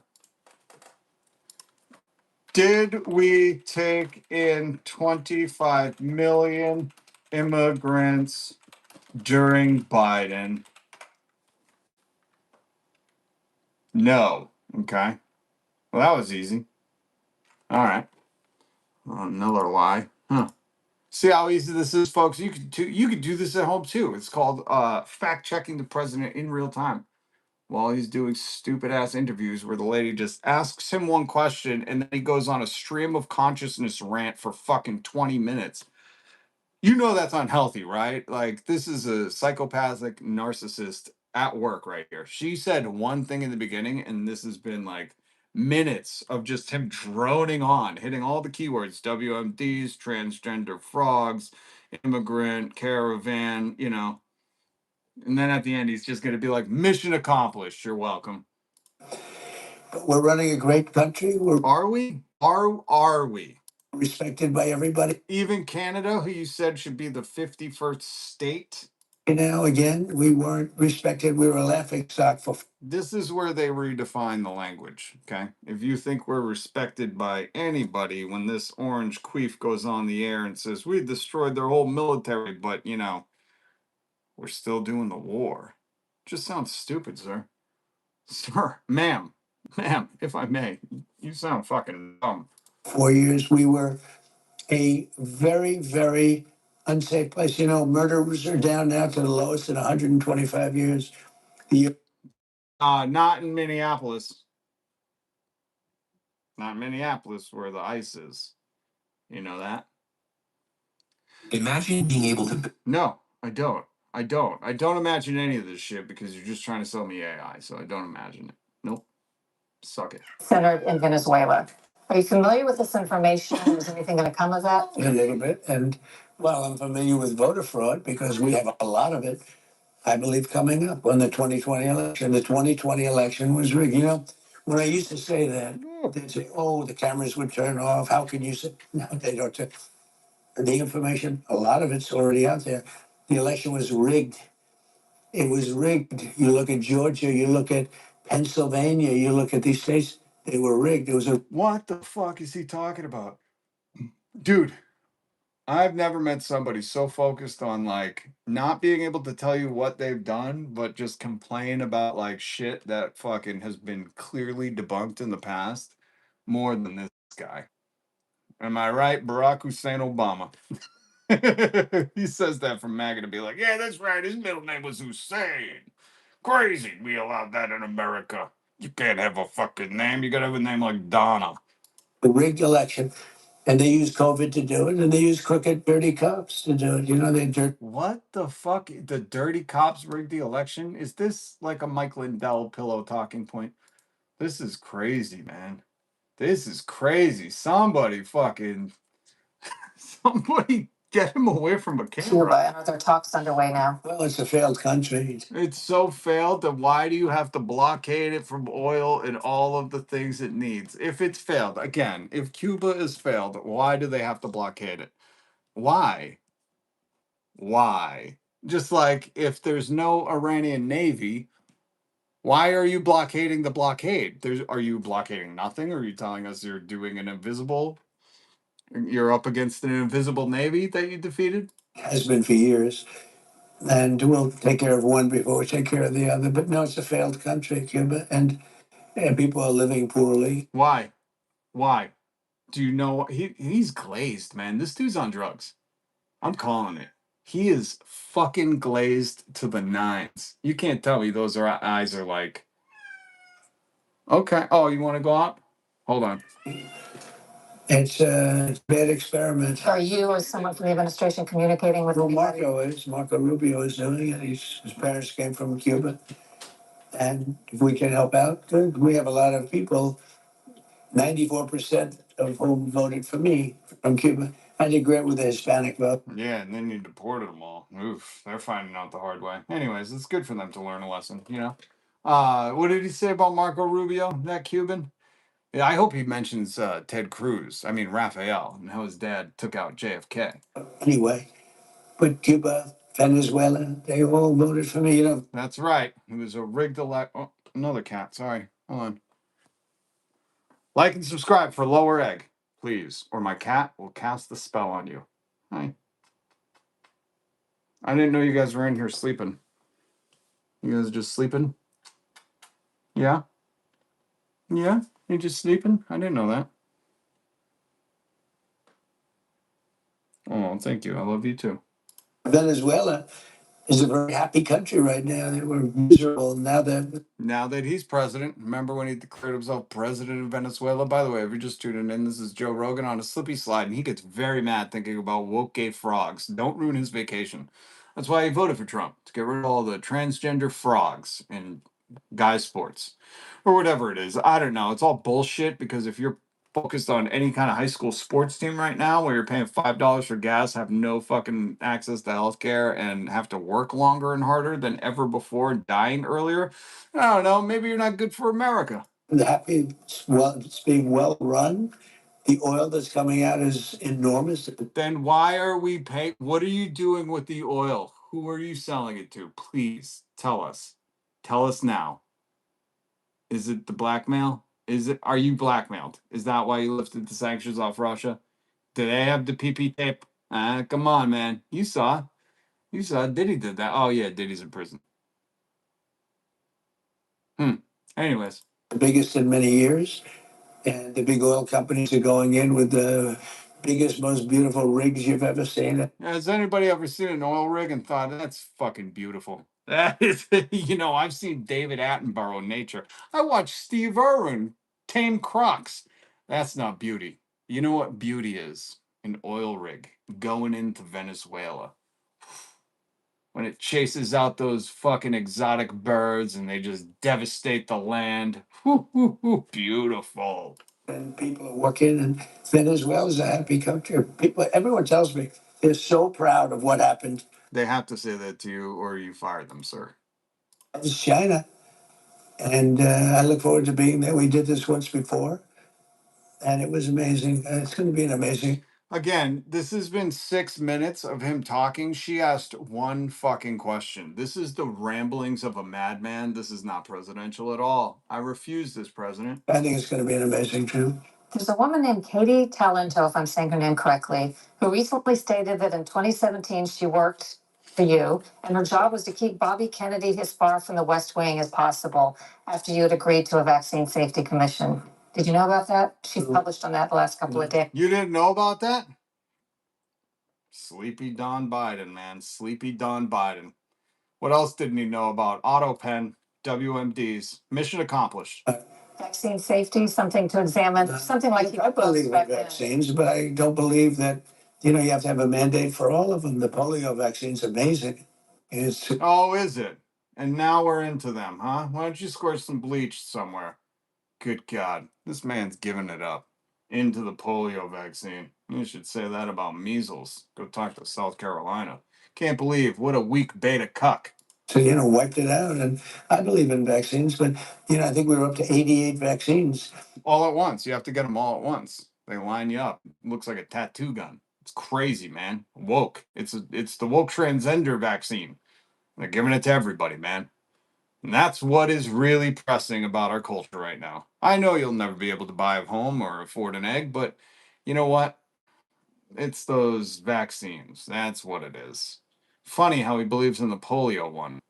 I wonder why. And I really feel that vaccines, if they were given in smaller quantities. Yeah. Teeny little Joe Rogan sized vaccines. That's all. That's all we want. We just wanted like nips. Wait, I don't think all of America says that. You know the little bottles of liquor? We call those nips. If we could just get nip versions of vaccines, everybody likes mini stuff. That's why the mini brands became so good, Just give us the mini vaccines. That's it. This is boring. This is boring. Dude, people are starving, losing their health care, fucking rent's high, gas is high, there's a war going on, our taxpayer dollars are doing nothing for our communities. And this is the bullshit these two are talking about? Oh my God, boring. On Full Measure, we reported this season on controversy with the Tennessee Valley Authority, which John Rich got involved in, advocating for landowners whose land risks being taken away for a giant I house. saw it, actually. Oh, by the way, data centers are actually mass surveillance centers. They're going to monitor you and chip you. Are you creating position for John Rich to advocate more widely on that front? Well, I would. I like him. He was on The Apprentice, and he. Holy shit. I forgot. This is all just reality show TV. Oh my God, I forgot. They're doing the American government reality show. Oh my God. Oh my God. That's all this is. That's all he knows. Oh God. He just referenced The Apprentice. I can't watch any more of that. I might get stupider. I run 70. You run AI things. I don't want to fucking hear it. Your free CEO dashboard. Listen, if CEOs are so valuable, they wouldn't have them doing them as AI. Whatever. Your salary, and if so, who's it going to? I do. Much of it goes to the White House preservation. Oh, hold on. Let's check in with the White House preservation. Let's see how that's going. Ooh, oof. Oh, maybe they didn't get the money. Maybe he cheaped out on sending them his checks like he did with everybody else that he owes money to. Oh man, White House preservation. Hold on, let's hear that again. How's the next question? How's White House preservation going? You'll donate your salary, and if so, who's it going to? I do. Much of it goes to the White House preservation. If you don't know, this is what the White House looks like because he got into the office. So just tore it down for a huge mass surveillance Epstein Memorial Ballroom. Maybe he doesn't know what the word preservation means, and I'm guessing MAGA doesn't either. So it means, opposite of this. Holy shit. I can't believe you just said that on Charles Atkinson's Full Measure. Is this not a respectable channel with 133,000 subscribers and only 413 views? You're telling me this isn't a botted channel. Give me a fucking break. You have the Charles Atkinson. You have the president on your YouTube channel. You have 133,000 subs and you have 413 views. 413 views. And this was posted 22 hours ago. And I am 2 of the views. Oh my God. You have 400 views on a channel. This is what I mean. The game is rigged. They're pumping this shit to the top like when they did it with Mr. Beast and he was stealing all the littler YouTubers' ideas like smash a Lamborghini or $1 million Lamborghini versus $1 Lamborghini. He didn't create any of that shit. He's an unoriginal piece of shit. I just can't believe that 133,000 subscribers and you have 400 views. And this is the president of America? Does any of that make sense?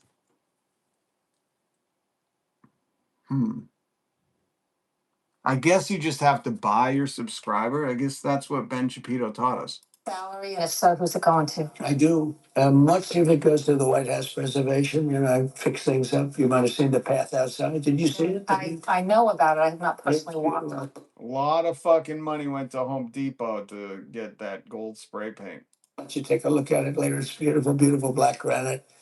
It was stone that was all broken and in terrible shape. The White House was not properly maintained. You think a guy like Joe Biden would maintain it? He didn't know he was alive, but I do. I'm very good. Wait. He didn't know he was alive, but I do. Oh, God.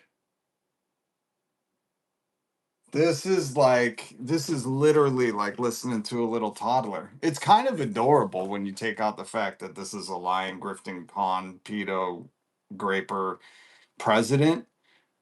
If you can move all that aside, it's adorable, you know? It's like listening to little kids argue when they're like, hey, man, he didn't even know he was alive, but I do. I'm a very alive boy. Ha.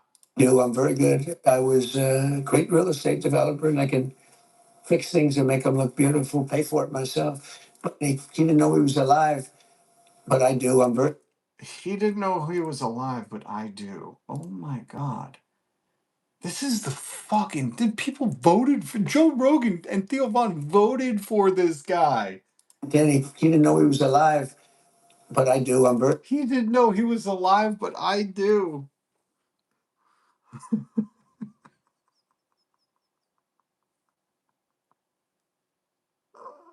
Worst battle rap lyrics ever. God damn. Where's Eminem when you need him? He didn't know he was alive, but I do. Silly bitch. You don't even know you're alive, but I do. What the fuck is going on? Can anybody help me? Can anybody? I feel like I'm losing my mind.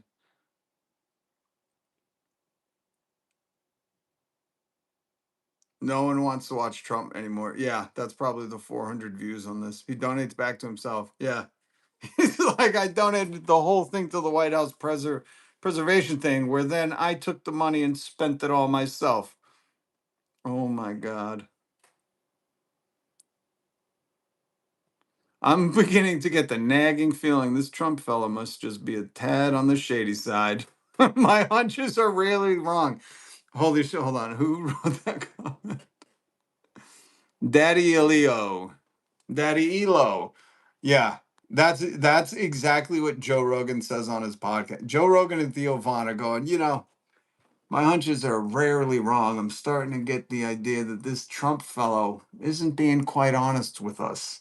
That's what you're seeing. Tim Dillon, Andrew Schultz, Theo Von, Joe Rogan, they're all doing that. They're all doing that comment in real time on these huge podcasts where they're like, guys, we're going to have a serious moment on today's podcast. My hunches are rarely wrong, and I'm going to say this. I'm starting to feel like Donald Trump isn't being completely honest with us. And people are like, wow, what a moment of truth. This is why we come here, Joe. This is Theo, your honesty. It was like you were looking right into my eyes when you said that. And you know what? You're not wrong. I'm starting to feel the same way. Like, these people are fucking brain damaged. I was a great real estate developer, and I can fix things and make them look beautiful, pay for it myself. But no, I devote 100% of my salary to different. Then stop golfing every weekend. You're wasting way more money doing that. And plus, you suck at it. I saw you with those kids missing all the putts. Things, but I like White House preservation. Anything else you'd like to add? No, but I think your show is excellent. I watch it a lot. You don't watch it a lot. Nobody does. 413 views. Let's see how many other views this got. 386, 855, and 832. She did a 4-part series with Donald Trump and fucking combined got 1,600, 19, 2,400 views. No, 2,300 views. I'll give her 25. Oh my God. Oh my God. And then she did the whole fucking video. She was so, oh my God, Charlotte Atkinson did fucking 185,000 on the, she did the full interview and then broke it into 4 parts. And it only has 185,000 views. This is the president. Oh my God. Dude, how did they find this YouTube channel? She has 750 views, 4.3K. Pesticides, 547. California oil, 17,000. Dude, this fucking, who is this? He's just doing fucking interviews with random bootlicking YouTubers. This is absolutely bewildering. They're like, find a lady who will just ask one question and let him ramble. It's not going to interrupt him. Because if you interrupt him, if you don't know, here's a montage of him lashing out at reporters for asking questions. Again, let me set this up. The president of America, who was hailed as a very tough alpha boy by Joe Rogan and Theo Vaughn and Tim Dillon and Andrew Schultz, he was the masculine macho man. If he's asked a tough question, specifically by a woman, he doesn't chastise men because he's scared of them. Then he will lash out at them and call them names and just act like he needs a safe space because of his liberal tears. So here's the montage. That's why they had to find Charlotte Atkinson and find her mini YouTube channel to do this interview, which nobody fucking watched because anybody else with a half of a brain, a quarter, a third, 2 brain cells to rub together would have just questioned any of the shit he said. Instead, they were like, let's find the bitch who will say one thing and let him ramble for 18 minutes. Quiet,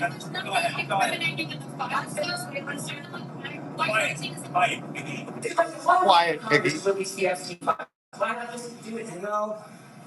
It's not the question that I'm. Yeah, it's not the question of releasing the Epstein files. It's the person asking the question. Oh, sorry, I don't want to ruin your mojo, President. It's your attitude.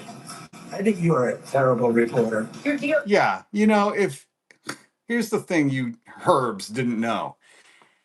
If you chuds didn't have an attitude, the Epstein files would be released. He would have released the other 40 gigabytes of videos and all the documents, the 3 million plus, but it was really your attitude in asking for it. It's not the question. No, we're fine releasing the Epstein files. It's the attitude you asked for it.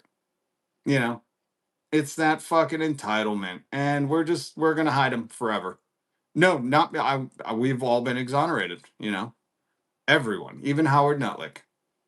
It's really just the way you asked. That's it. JIG Just remember that for next time. Remember that for next time. There's the world's largest pedo trafficking ring, and the government has all the files. And one guy campaigned on releasing all those files to lock up that dress wearing Bill Clinton. Just remember next time you want those documents, you better come correct with the right attitude. Act accordingly. You say please and thank you. What is this year that there Or we release nothing. Okay, that's how it goes. was survey by DHS and by the FBI of these Afghans who were brought into the U.S. So why do you blame the Biden administration? Because they let them in. Are you stupid? Are you stupid? Love that. That's my favorite presidential quote ever. Put that on the dollar bill. What are you, stupid? So for all of you people who watch this later or see my comments and see my stuff and leave a comment like, oh, name calling, I say, what are you, stupid? And that's presidential, you dumb bitches. Are you a stupid person? Because they came into. Yeah, what are you, stupid person? Listen to the president chop it up, man. My kid came home the other day. I said, I was school. They said, what are you, stupid? I said, oh, shit, you're going to be president. God damn. Biden administration because they let them in. Are you stupid? Are you a stupid person? Because they came into on a plane along with thousands of other people. Yeah, so when you start yelling at me in the comments saying shit like, oh, name calling, that's the last resort of somebody with an argument, I say, what are you, stupid? Quote, Donald Trump is president, year of our Lord, 2026. Go fuck yourself. And that's presidential speak. People that shouldn't be here, and you're just asking questions because you're a stupid person. Yeah, only stupid people ask questions. Notorious Plato and Socrates quote. They double dipped on that quote. They said Albert Einstein, Plato, Socrates, Patrick Bet David Stone, Tucker Carlson, all the greats, all the great minds of our fucking society. Homer, the Iliad, Edgar Allan Poe, Samuel Clement, Mark Twain, all of them. Henry David Thoreau, they all said, "What are you, fucking stupid? You're asking questions. God damn, shut your hole." What would you say to the survivors who feel they've been the worst reporter? No wonder CNN has no ratings because of people I'd say Charlotte Atkinson has no ratings, but what do I know? like you. You know, she's a young woman.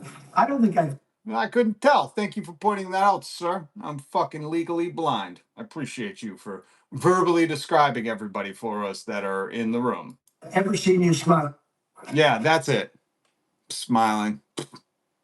That's what we just learned right there. You gotta smile, be really nice. Wait, this sounds pretty fucking woke. Oh God. Donald Trump's gone woke. He wants everybody to be really nice to him, say please and thank you, have a nice attitude, and smile always around him. Is MAGA here? Da Vinci was so stupid. My God. Good to see you, Bob. Yeah, Da Vinci asking questions. And Donatello Trump at the time. So what are you, stupid? He asking questions? You ever notice there's the word hell in helicopter? No ratings. Like everyone doesn't have ratings, and the ratings themselves aren't what you look at. Genius. Are you jealous of him or something, Richard? Who's Richard? Richard? Sid Life might be gay. What? Richard? What are you trying to tell us, buddy? You looking for a hookup? This isn't your fucking Tinder account, okay? This isn't Grindr, Richard. If you're gonna flirt with the boys, you go to the appropriate places where the GOP likes to crash every time they're in town, okay? See what you're doing. Don't be negging my boy, Sid. All right? These fucking people.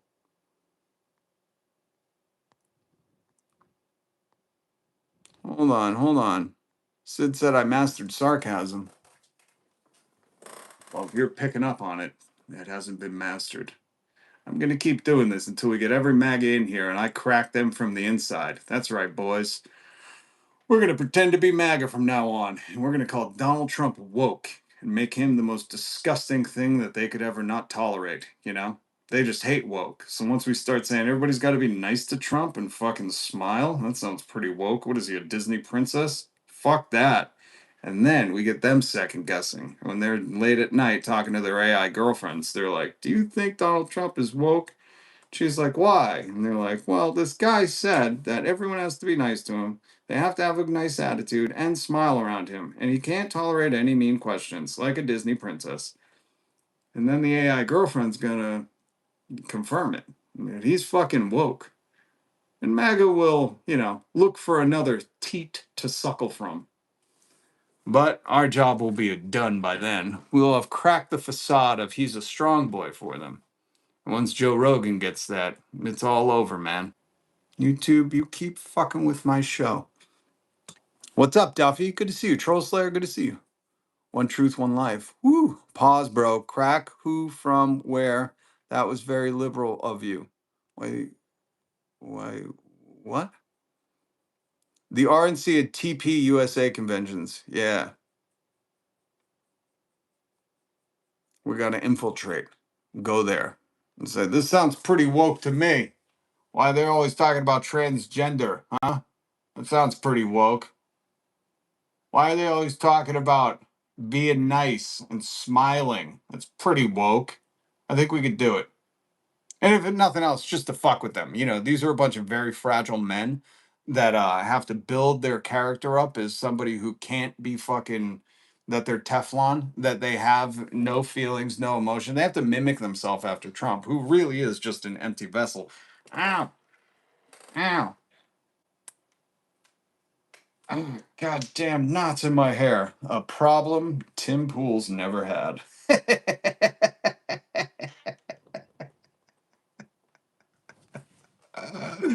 I just know that later today. If you ever get a knot in your hair, if your hair starts to knot together, just know that's a problem Tim Pool's never had and only wishes he could.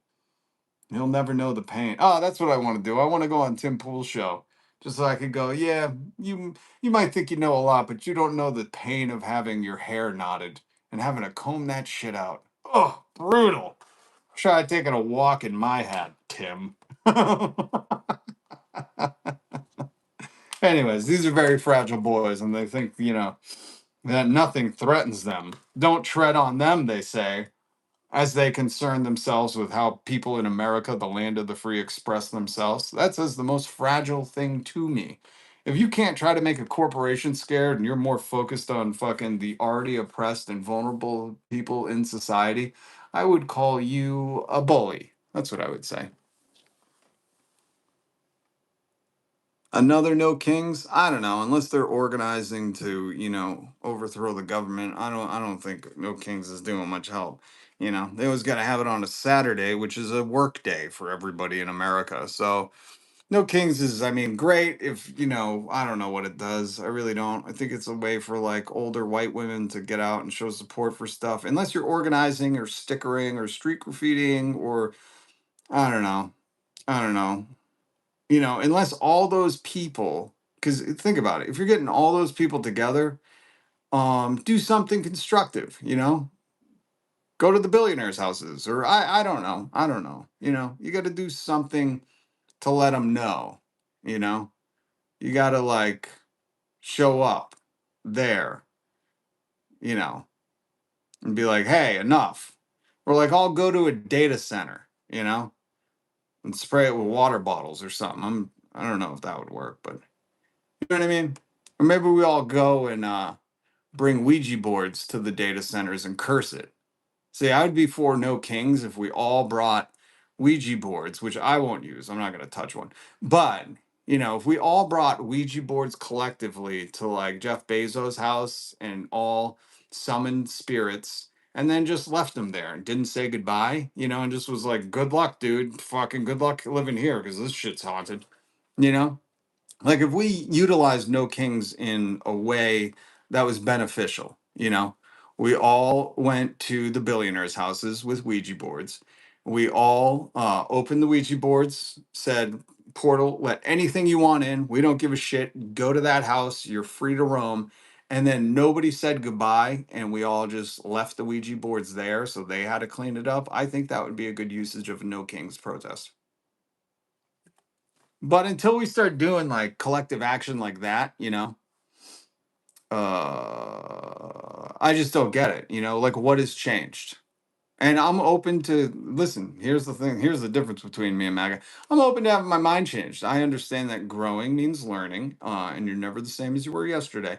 So I'm open to some dialogue, but I just don't get what the fuck two no kings have done. You know,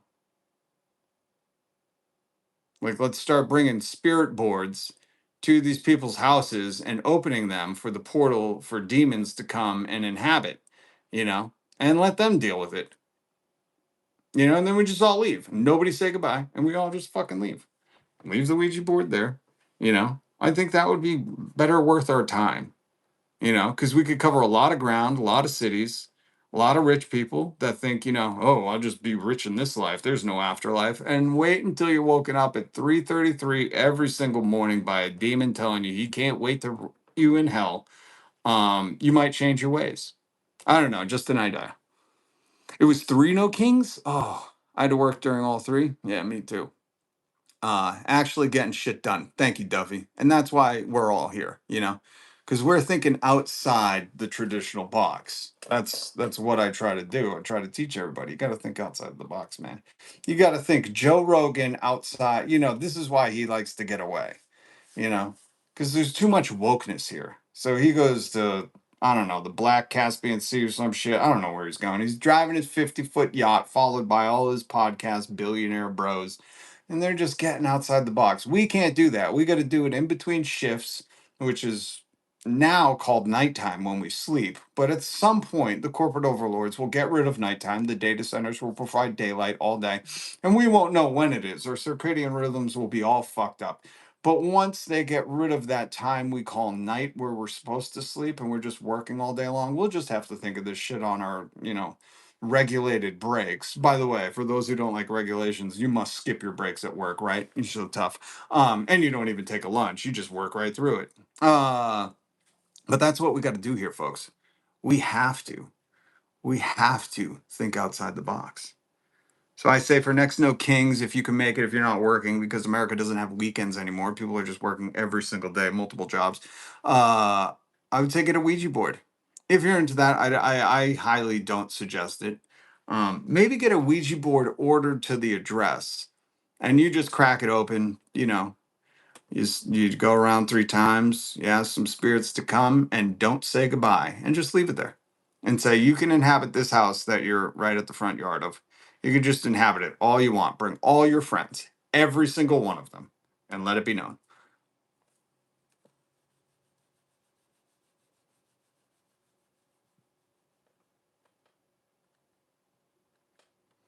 I'm still laughing at the guy from our No Kings 2, an interviewer talked to him. The guy said, I still love Trump, but I'm here because, well, no kings. Yeah, completely unaware. Ugh. Anyways. That was for the person who said don't burp. Somebody in the comments told me not to burp. Won't you learn? Did we do it all? I think we did it all. Oh yeah, we did. I hit every single news story that is in America. That's it. That was all of it, guys. There's no more news. Everybody go to sleep. Okay. No, I'm done with you trying to tell me AI.